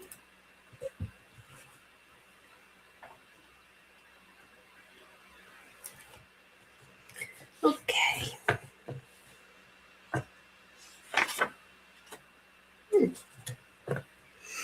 All right. So you got the poem Worries. In this world, there are many of them, most of which we could do without. They come in many shapes and forms and can arise at any time. The only way to solve them is to confront them. If they are avoided, they grow. To hope they'll go away is fantasy. But life would be boring without them. When we find that they are getting on top of us, that's when it's too much and it brings us down. So to be content, we have to combat the damaging to keep healthy and happy. Okay, Jocelyn. So as I was reading that, the part that stood out the most is that second section. And in fact, it's the second two sentences of that section, which is, if they are avoided, they grow. To hope they'll go away is fantasy. So for this next week, whatever it is that's popping up into your world that you're trying to avoid by not confronting them, or whatever it is, it's time to deal with it. It's time to be, as one lovely lady used to say to me quite often when I was at the beginning of my journey, you have to strap your big girl boots on and go and do the thing. She would alternate between that one and, you have to slip your big girl panties on, depending on how she would feel on the day. So yeah, Jocelyn, certainly it's time. It's time for you to use your voice and tune into your heart and just be brave. Be brave and do the thing and, tackle that thing that's hurting your heart and keeping you distracted at the moment. Okay. So yes, there's lots of worries in the world. And it's okay that there are worries in the world. As it says, life would be boring without them, unfortunately. So, yeah. Okay. Thank you for tuning in, Jocelyn. I hope you have a great week ahead. Tamara, 32.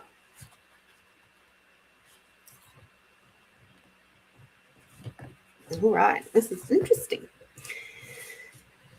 For you, the sun will shine again and you will laugh again. I know it's hard and that the world seems to be against you. I am your friend and I will stand by you, listen to you, offer you advice and love you. We are so very far apart, but I am thinking of you and of all the good times. So keep smiles around you. If they won't think to hug you, hug them. Just remember, I'm only a phone call away. You are my dearest friend and my most understanding one. I return that for you and more. Please remember to use my shoulder if ever you need to. Your best friend. All right. So clearly, one of your further away friends, perhaps your friend that is down here in Adelaide,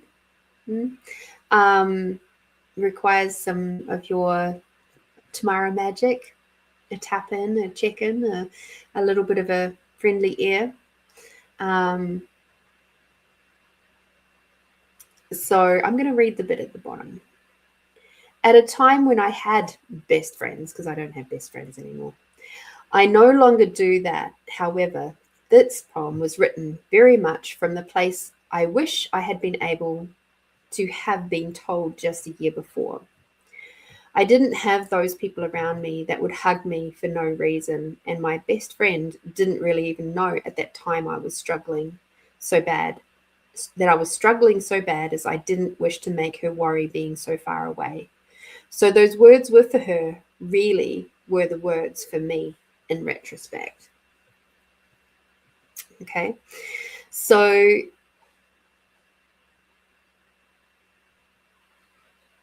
that little bit at the bottom is, remember what you're like when you're struggling and how you sort of back away and hibernate and shut down a little bit. That might be what your friend's doing right now. So if you haven't heard from her for a little bit, it's time to check in. Okay. And even if she's like, oh no, everything's fine. Yep, perhaps not. Perhaps not. So, best of luck for you and your friend. Yeah, make some time to check in with her. And if you are the one that's struggling, but I don't get that, that's that, reach out. Okay. Mwah. Thank you, Tamara. Love you. All right. Melinda. Hello, Vanilla and Pie.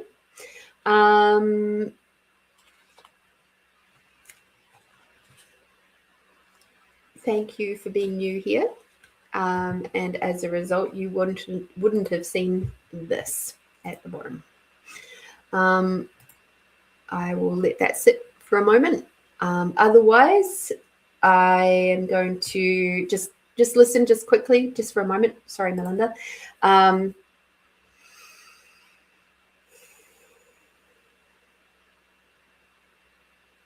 Okay, cool, Tamara. Yeah. Oh.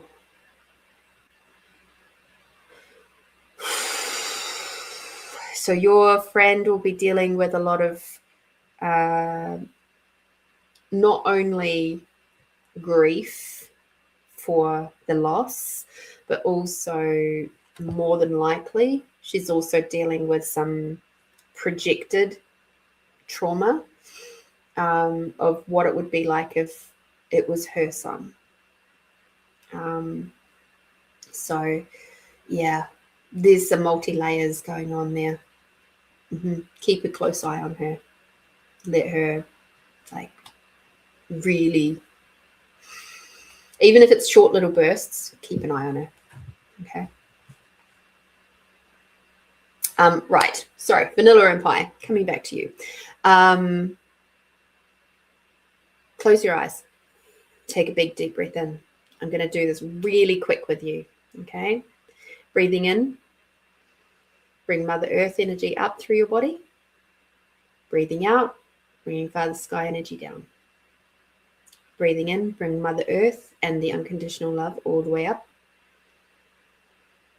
Breathing out, bringing Father Sky and the gratitude for everything and everyone all the way down. Tapping into your awareness now. Expand out. Expanding out in a big, big bubble all around you. Expand out your awareness greater than your home or the building that you're in.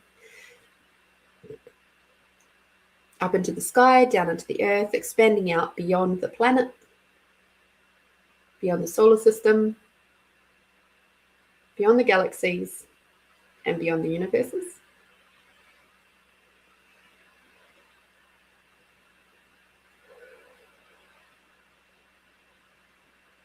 Tapping in with your body once more. Grab your sense of allowance. Expand that out in a big bubble all around you. Expanding out your allowance greater than the planet, greater than the galaxies, greater than the universes, and greater than your awareness.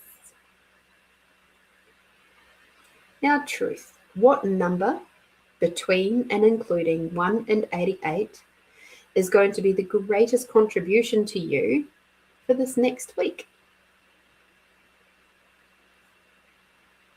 Tell me that in the chat below and I will read a poem for you. Melinda.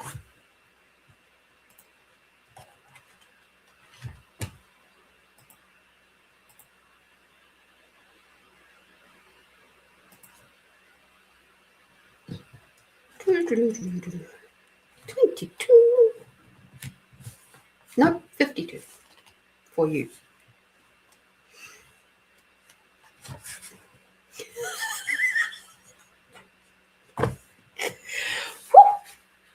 It looks like you're going to have a nice spicy weekend.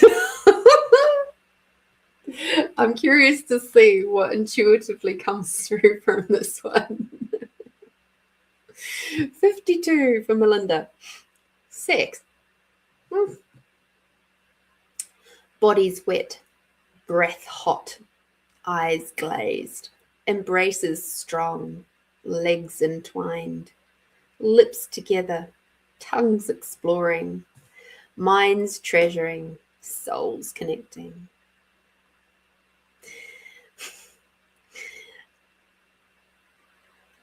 the blurb underneath. Well, at least the sex was good. Actually, to tell the truth here, the sex was really good, and he certainly encouraged me to explore areas of me and my sexuality that I had locked up in many ways, not allowed myself to explore for fear of the consequences. For this, I am truly grateful. So, the piece that's actually the most relevant to you, Melinda, is that little bit right at the end, where this week you're going to be encouraged to explore areas of yourself that have been locked up and in many ways not allowed yourself to explore for fear of the consequences. Okay? That's the part that's actually the most relevant here for you for this week. You're going to be tackling the stuff that you're afraid of. You're going to be tackling the stuff that you're afraid of because of the consequences that were imposed upon you when you were younger, either by family, society, friends, whatever it was. Okay, so just be aware that stuff's going to be popping up this week, and it should be quite interesting for you. Alrighty. Well, thank you so much for coming to play, Melinda. I adore you as always.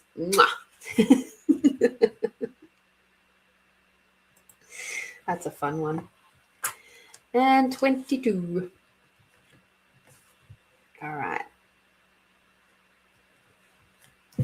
You got together in harmony. As you leave me tonight, I feel this strange feeling, one that I haven't felt in a long time. It's a feeling of peace, but also one of loss. Peace to know that you'll return, and loss that you aren't with me now.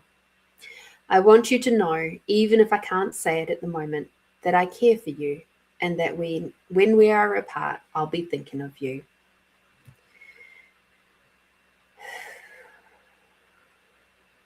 The piece at the bottom. A summer love that is remembered fondly, written for the guy who gently and kindly showed me it was okay to smile again.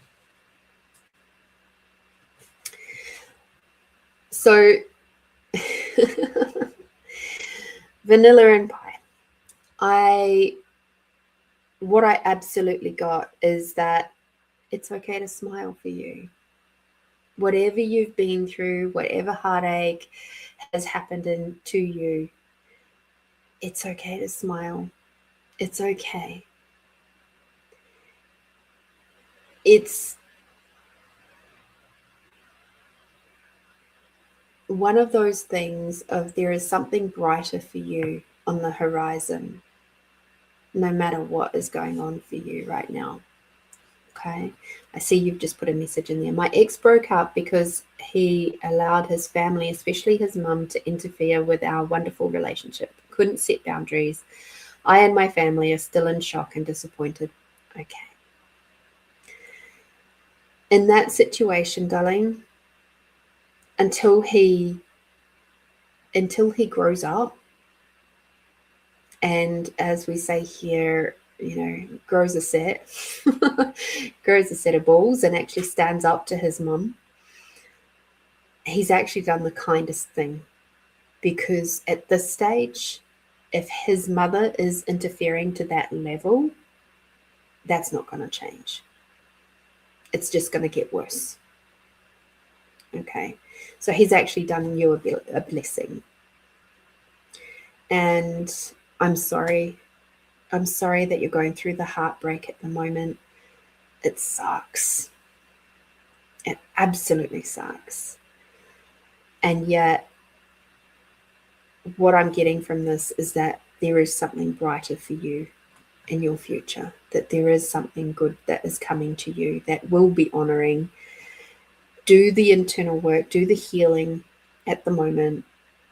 Go and see a holistic counselor, not a traditional counselor. Go and see a holistic counselor, preferably one that specializes in polyvagal theory and maybe even trauma bonding. Because the other part of the little puzzle piece there is a reason why you and he connected, even though he's so under the thumb of his mum. Okay, there'll be something that'll be within you that brought that in as well. I say this from experience. So polyvagal theory, if you don't know what it is, it's have a look at the author Deb Dana, Debdana, and she has I think it's a very thin book, and it is, let me just find the book name for you so that you can, and it's got a lot of really excellent exercises. It's like it's probably the same thickness as this book, to be honest. What's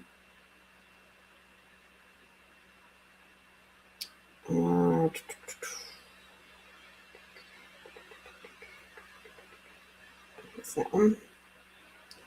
Nope. It's the other one. So the one that I have is the polyvagal exercises for safety and connection. Okay. So work through your grief, do your healing, because that's the only way that this pathway can change. Okay. Polyvagal theory is it's not super new, but it's not something that is being heard a lot of, but it's starting to gain a bit of traction these days. All right. So you'll hear people talking about the ventral, the dorsal, and the vagal. Okay. The sympathetic nervous system is what it's linked up to. Okay. So, yeah. There's loads of exercises in there that are self-paced exercises that you can do. I would very much recommend you get the physical book, or at least get it on Kindle so that you can read it. I have it on as physical and audible because I love audible books, and both are great, but the physical book really helped a lot. Okay. So best of blessings to you.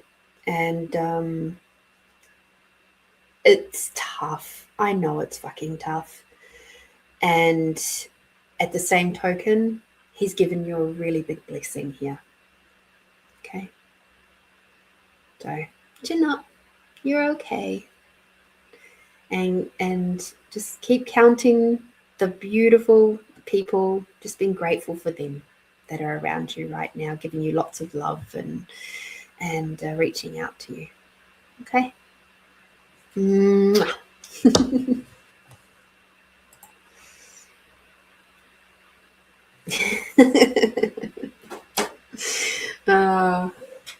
Yes. I'm guessing you're American. I love it when American people tune in. I love the fact that here I am in little old Adelaide in Australia, and I get people from New Zealand popping in. I get people from obviously around Australia. I get people, we've got Mara over in Sweden, and Christine's in America.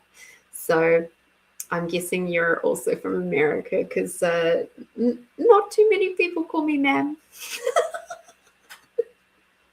I love it though. I love it. Oh, such a good day. All right, now.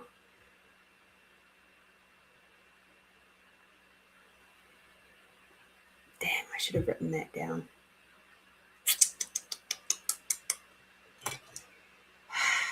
There was something that was coming through for our meditation later, or our meditation nowish.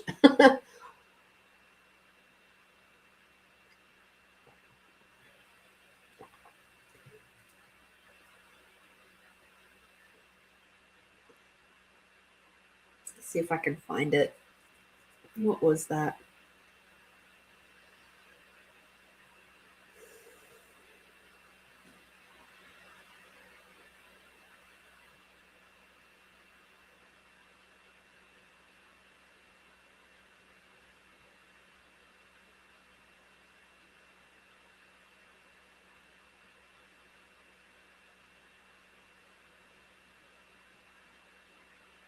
Okay. I just need to double check on something.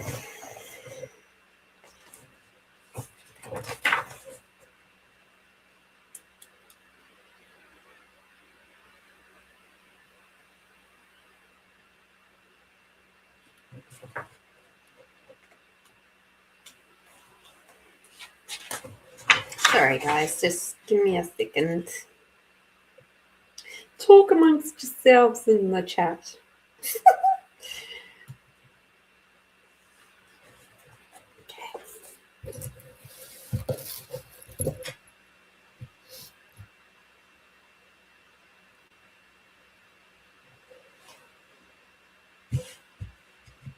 Okay. Let us see where we go.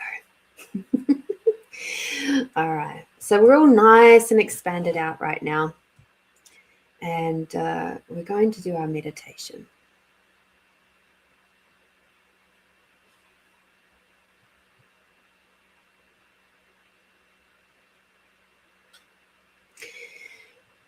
Now, given that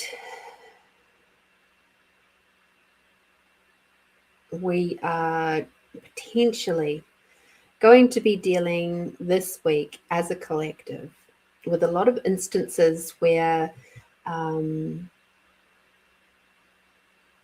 heart and the throat are going to be very active in that there's potentially some areas where we're going to have to speak up, where we've once felt very uncomfortable in doing so.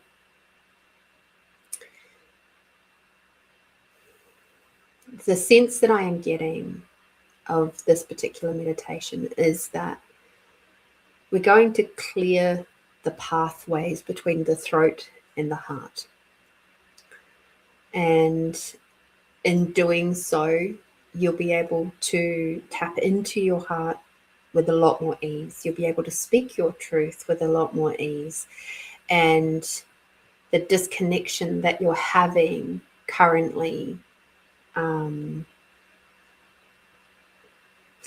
is going to be a less of an issue for you. Okay?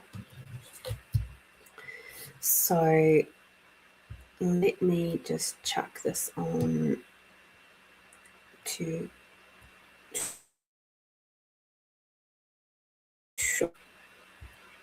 here we go.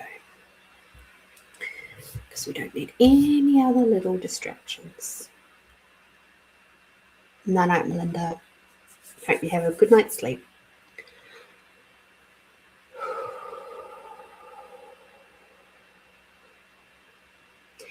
So this will also help with things like where you have trouble speaking with a family member or somebody close to you, maybe your partner. This will be helpful with your work if you're having trouble speaking to the people at work about something that's troubling you.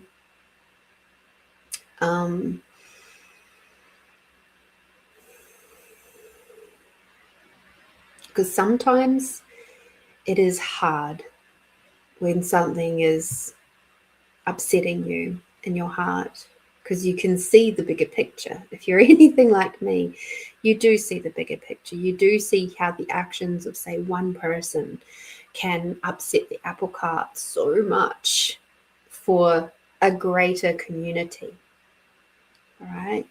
So, if it's within your own one-to-one dynamic, like with a partner or a family member or something like that, how the not speaking because you're afraid of what the outcome will be, what the consequences will be of speaking your truth and speaking your heart. It's not even your truth, it's just your heart.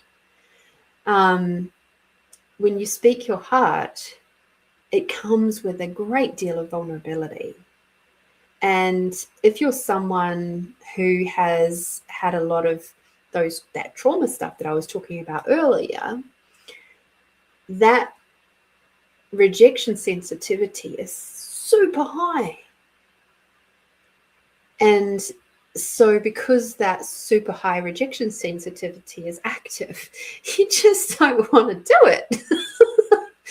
And so you avoid it, which isn't helpful either, because all that does is breed contempt, anger, resentment. It's not good. So let us open up these channels today, and I'll be curious to see where you guys go. It's always interesting to me because you guys are always doing something a little different. And let me know in the chat below. Okay. Even after, I still read your comments, even after the chat, like the show has finished, I read them. And so I love to hear. Okay. All right. So now you're all nice and expanded out. With your permission, let us go up to Theta to do our lovely work up there. Theta healing is on the 7th plane of existence. It's where we tap into our theta brainwaves. And in the 7th plane of existence, we are surrounded by unconditional love. And it is the creation existence, the creation plane. And basically, you have open pathways, not only to your higher self, but to Creator and whichever version of Creator that might be for you. Whether that is Sophia or something else, that's okay. Doesn't matter. It's all the same energy. Okay? And miraculous things can happen in Theta. The only thing that stops the miraculous things is ourselves. So that's a cool trick that we have because we have free will. All right. So close your eyes once again. Take a big deep breath in. It's recentering. Breathe out. And now imagine that there is a lovely big opalescent light shining into your heart. Keep breathing in slowly. And as it shines into your heart, that down moves all the way down your body, down through your legs, through your feet, down through the earth. Keep breathing long and slow. As this beautiful bright white opalescent light moves down through the earth to the center and then curls around and moves all the way back up, gathering any crystalline energies that is required for your healing today, for this beautiful meditation. Those energies are now all gathered together and they're moving all the way back up through your body, through your feet, through your legs, through your torso, all the way up and out through the crown, where it creates a big bubble above your head. And now you're going to hop into that bubble and you're going to float up higher and higher, up through the golden light, through the rainbow jelly light clouds, through the pink misty clouds. You'll see a big, big opening and you'll see the bright white opalescent light streaming out of it.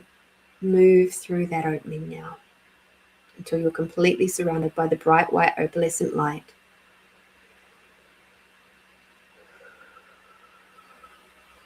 Take a big, deep breath in. And as you breathe out, the bubble around you will dissolve.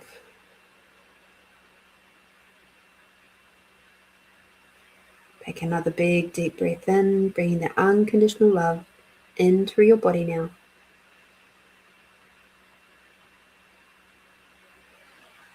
And breathing out, and any energy that is ready to leave, any of that shock, trauma, and heartache that is already ready to leave can go.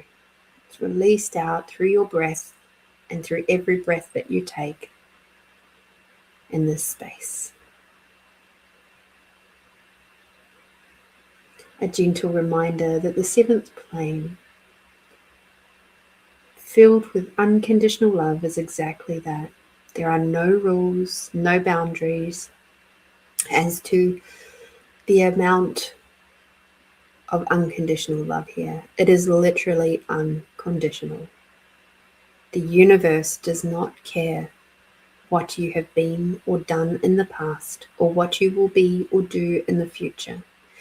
It is this area, this plane of creation is literally here to create a space of healing, nurturing, expansiveness, unconditionally supporting you no matter what.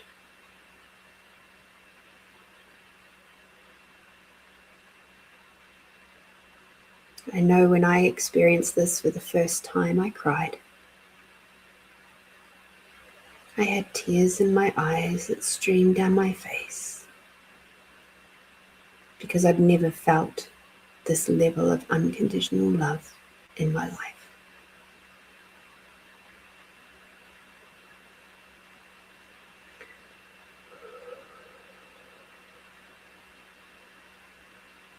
The unconditional love that is around you right now is infinite. There is no beginning, there is no end, it just is.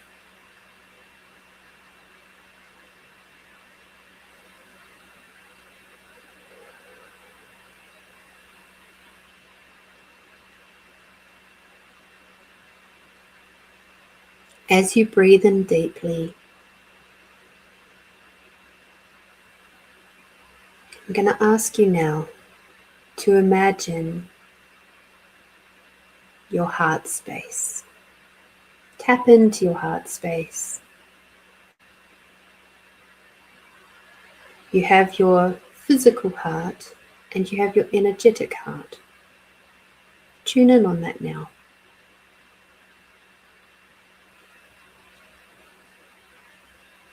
The energetic heart is more towards the center of the body, just a little off center from the physical heart.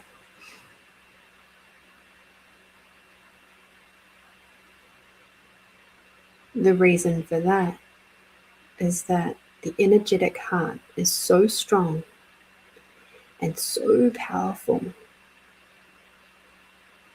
that the physical heart would not be able to cope with the amount of energy that the energetic heart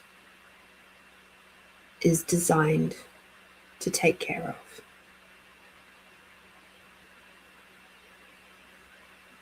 It is totally by design that the physical heart is slightly off to the left.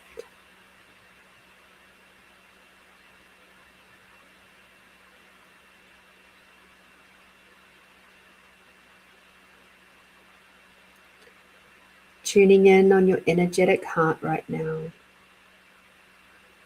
Some might call this your heart chakra, but I wish you to see it as more than that. I wish for you to see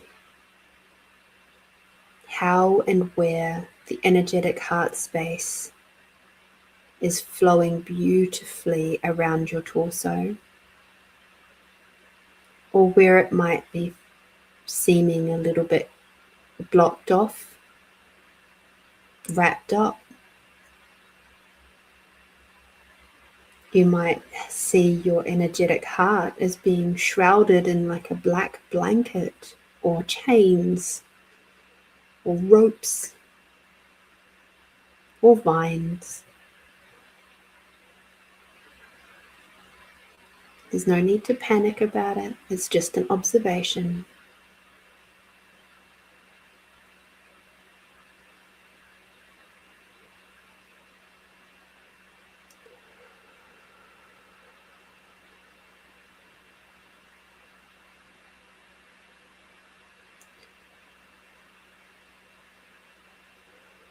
There is a reason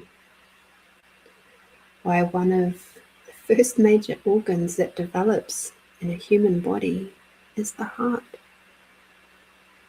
It's the spark of life. Without the heart, without the energetic heart, nothing can grow.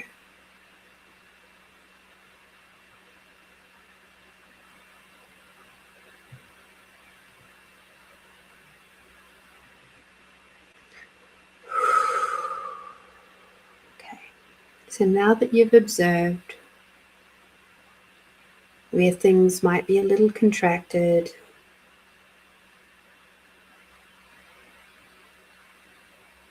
I'd like you to now imagine or become aware of the unconditional love that's swirling around your feet in a beautiful, bright, white, opalescent light. Swirling around your feet, and now that bright, white, opalescent light gently starts moving up through your feet, through your ankles. And as it's moving up your body, it's now going to be starting to tackle any of those tendrils from your heart space that are not flowing freely and easily.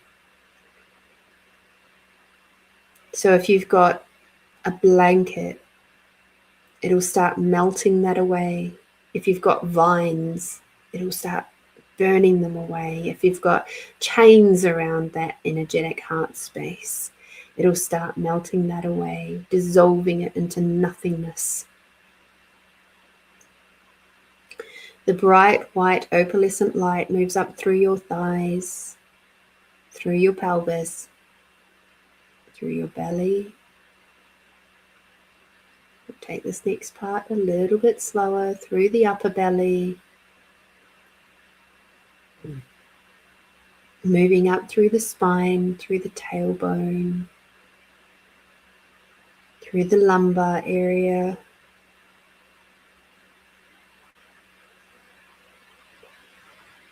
slowly but surely and gently and with confidence.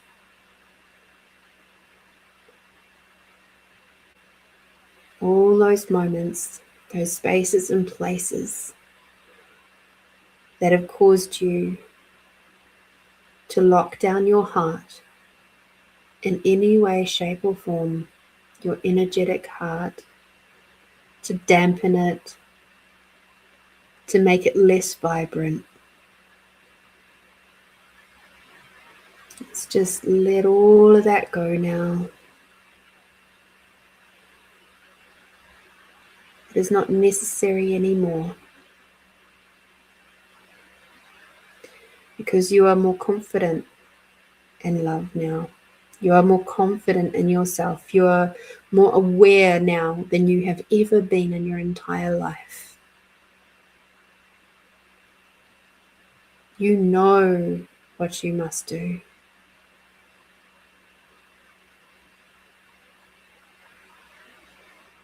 That beautiful, bright, white, opalescent light gently moves up through the ribs and the rib cage, through your lungs, through all the cells and molecules,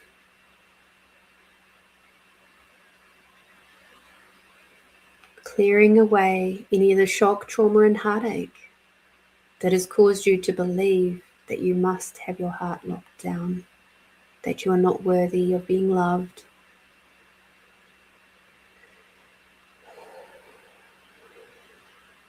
And clearing away any of the fear that has caused you to believe that you cannot speak your heart.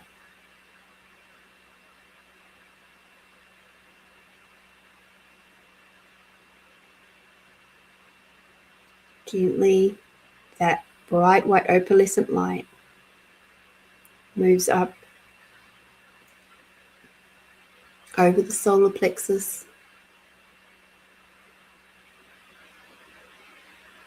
moving up through the mid part of your back. And yes, I'm taking this very slowly. This is not an area to be rushed. Slowly and gently.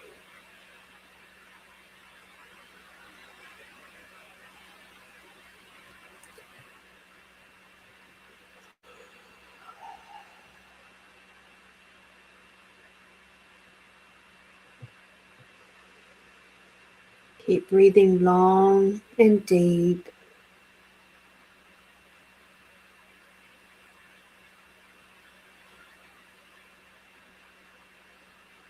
beautiful, bright, white, opalescent light is continuing to remove the shock, trauma, and heartache all the way up through the upper chest area, over and through the heart, the physical heart space.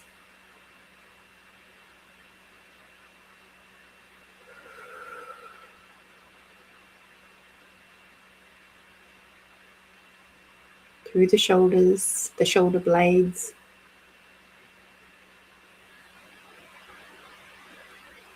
And this might feel quite intense. You might even have a little bit of pain.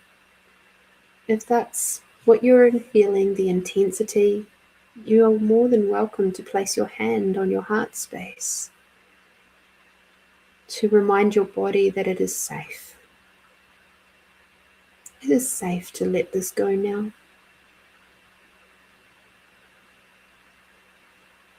It is no longer necessary to hold on to all of this pain.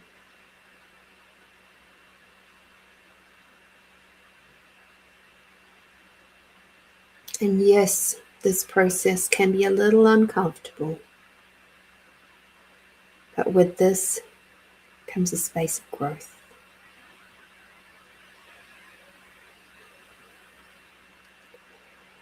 And now as we're moving up towards the collarbone, you might be starting to see where the throat area has been locked up as well. So just leave the bright white opalescent light just swirling around your heart space just for a moment. Just let it keep doing its work. And tune in on your throat, your mouth, your neck, and through to the back of your skull. Observe what's going on there. Observe to see what have you got, if anything, that is in your throat area. Is it just dark energy? Is it chains? Is it spikes? Is it rope?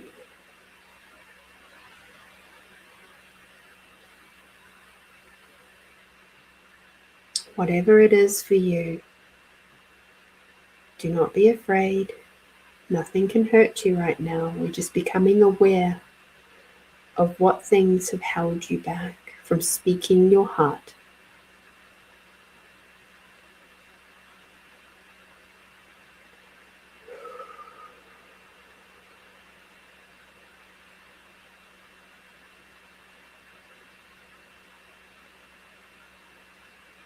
Take a couple of big deep breaths.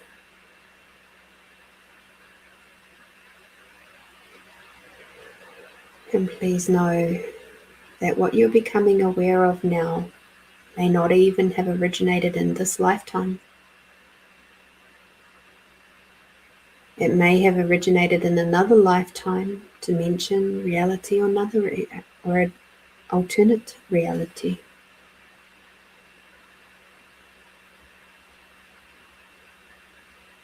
The healing that you are doing on yourself right now is very potent and powerful.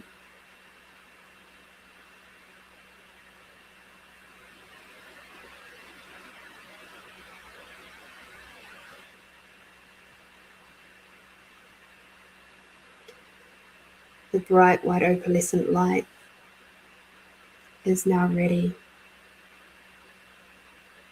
to gently move up over the collarbone.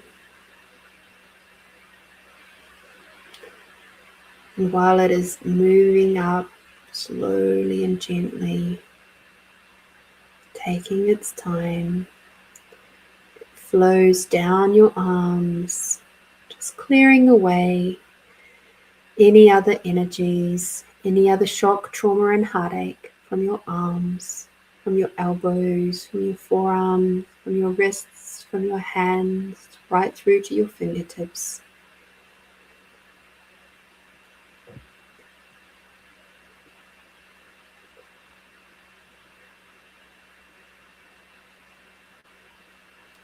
Now that bright white opalescent light, slowly, centimetre by centimetre, is moving up through the top of your shoulders, clearing away all the shock, trauma and heartache from any lifetime where you have spoken your heart and been stopped, or made fun of, or belittled, or perhaps even had your life stopped.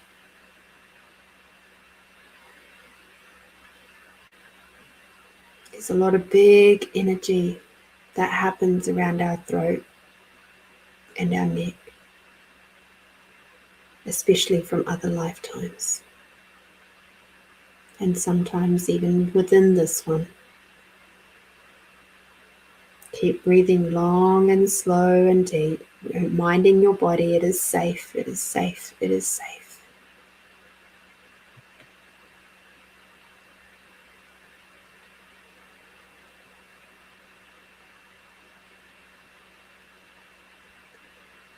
The bright white light of unconditional love is moving up through this mid of the neck now, where the Adam's apple would lie. If you're a male. Up through to the very top of the spine.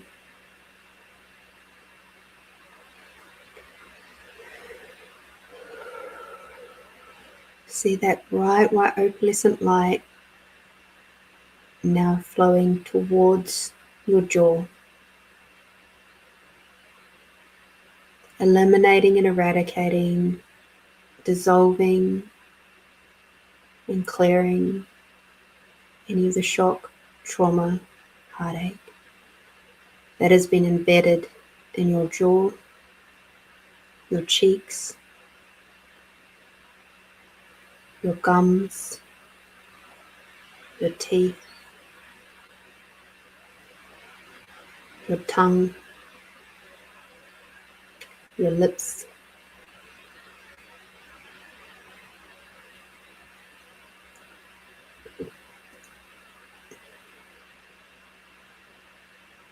moving around and up towards the nose.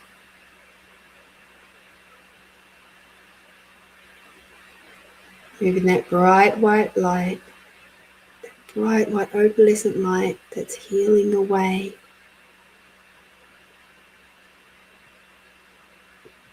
all the times where you literally smelt someone's pheromones change and you could tell that they weren't telling the truth, and so you spoke up and they denied you and made you feel like you were wrong.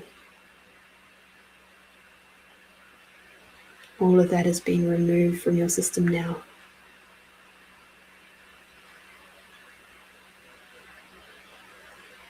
Moving up through your eyes, where you literally saw the lies. You saw the actions. And again, you spoke up and was told it was a mistake, that you were mistaken. And then you went into self-doubt. Or you were told that if you continued to speak up, that you would be removed from the group, the tribe, the clan, the area, the church, whatever it may have been. A bright white light moves through the ears, clearing away the shock, trauma and heartache from all the times where you have heard the untruths, and you spoke up.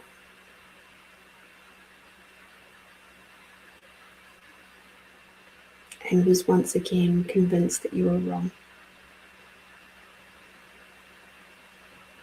All of that is now being removed from your system.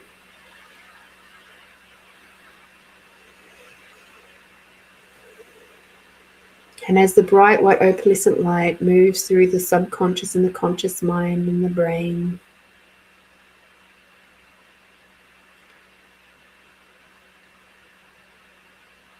it's eliminating and eradicating all the neural pathways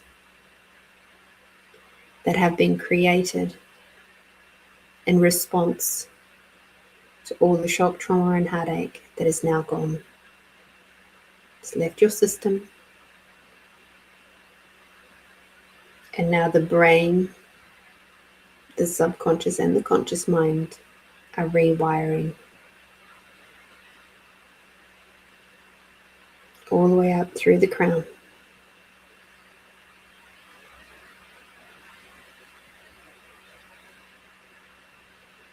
Take a big deep breath in now. Breathing out.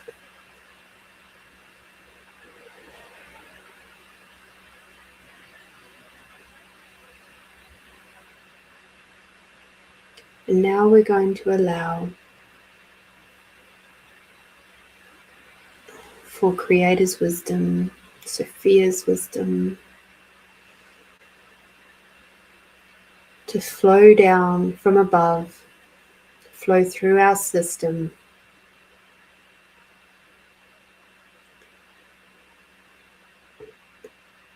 all the love, the unconditional love, and the wisdom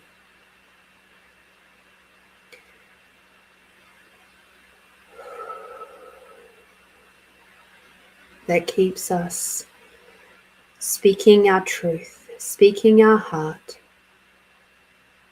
with confidence and compassion and kindness, to know when is the most appropriate time to speak up, to know how to speak up with confidence and kindness and compassion, to know how to honor yourself in your heart through your voice.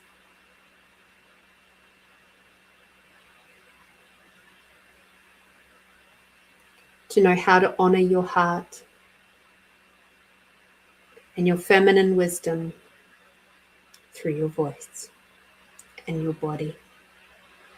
How to recognize the signs and signals from your body and to be able to verbalize that too.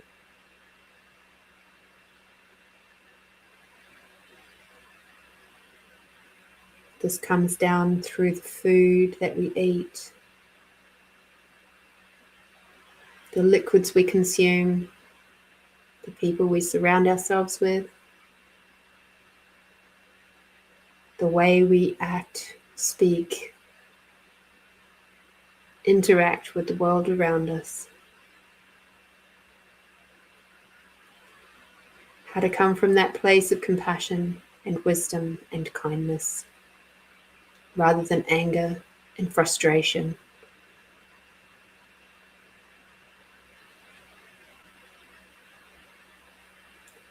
This does not mean that you will become pathetic and weak. No. Quite the opposite. You'll be wise as you already are. You will see all of the shrouds. You will see all of the smoke and mirrors.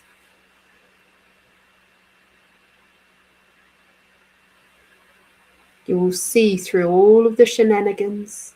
You will hear through the shenanigans. And you will not be swept away anymore by people's lies and deceptions. And with that wisdom,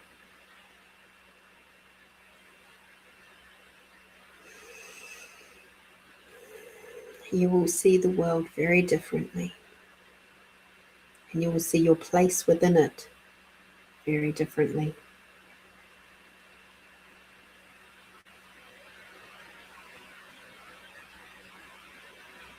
This may mean that you may be a little quieter, but when you get the nudge to speak up, it will be done with much more ease than ever before.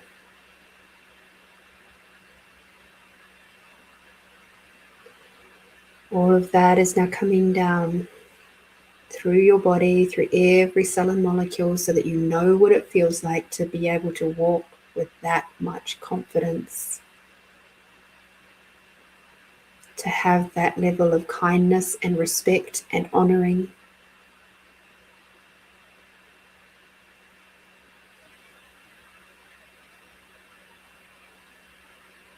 All the way through your entire system, right down to your fingers, through your belly, through your pelvis, and all your reproductive organs, all the way down through your legs, your knees, your shins, your calves, your ankles, through to your very tippy toes.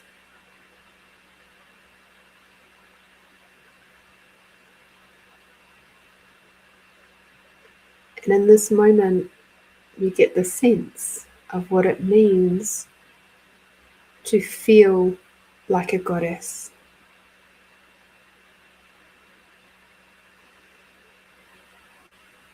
What it feels like to be balanced within your feminine and your masculine energies.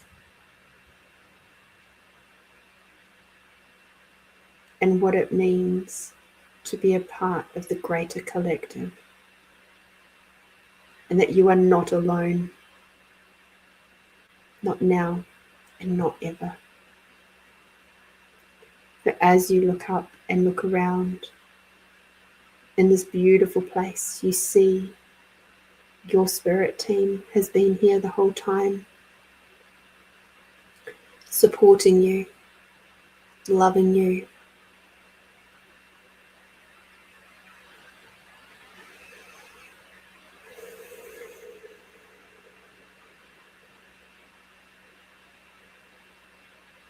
Reminding you that you are worthy and that you are glorious and you are magical. And it is your job to be joyful in this world. Joyful and full of joy. Full of peace, or peaceful. Full of ease, easeful. To smile. Smile with your whole face, not just your mouth. To create, manifest, and actualize with absolute ease. And to do that, you must remember to receive. And in receiving you, your beautiful heart, your incredible throat, and all the other parts of you, you are also remembering how to see and receive that in others. To see beyond their pain, to see beyond their heartache, and see the truth, even if they can't yet. And that's not to put you into delusion land. It's not for you to fall in love with their potential.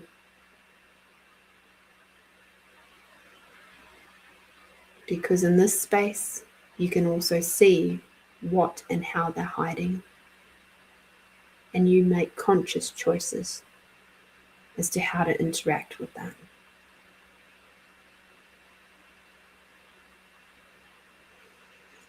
Take a big deep breath in and out. And with that, it is done. It is done. It is done. We thank the spirit team for always being around us, even when we don't acknowledge it. We thank Creator, Sophia.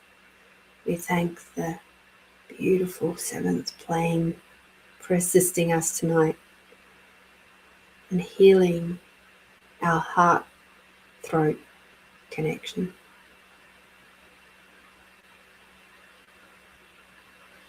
And with that, we're going to float down now.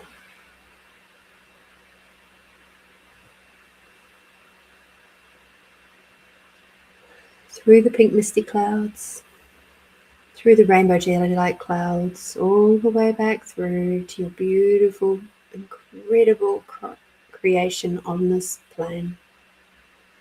Your body, where everything that you just experienced in the seventh plane is now integrated instantaneously into your physical form.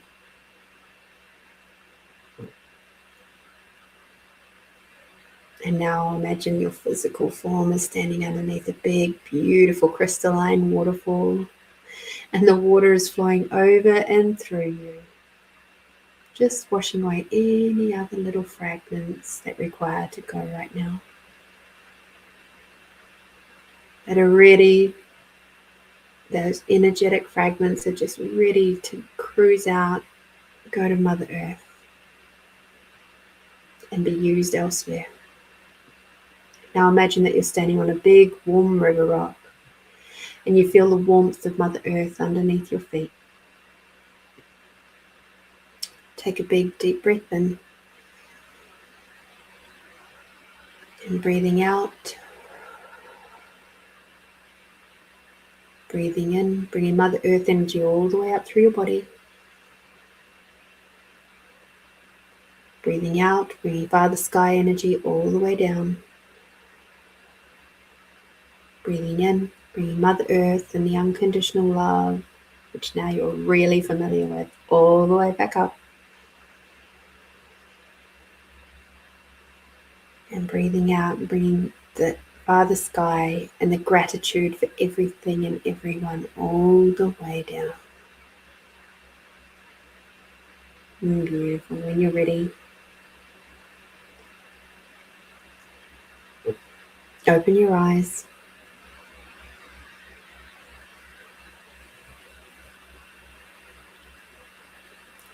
For self-care, please now drink some water. Have a little salt.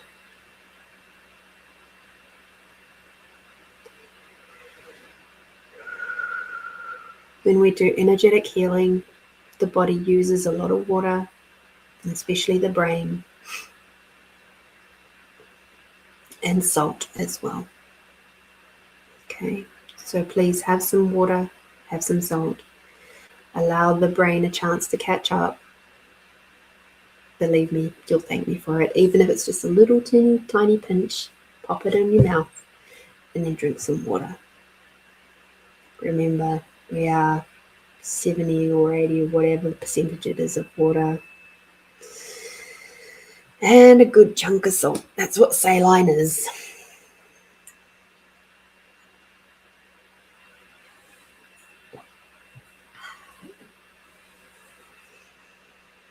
So until next time, please be gentle with yourself. Be kind. This week is possibly going to be a little bit of a rough one. So just take it easy out there. Let your voice catch up. Enjoy the feeling of your heart and your throat connecting so easily. And if you do happen to get a little bit of a sore throat in the next 24 hours, that's just that stuff just releasing off physically. So if you do, have some Tulsi tea, or at the very least some lemon and honey tea. Maybe even a peppermint and honey tea. that might be quite nice too. Okay. And I would highly recommend staying away from alcohol for the next 24 to 48 hours. Okay. So until I see you next time, be bold, be brave, and be you, my beautiful friends. Bye-bye for now.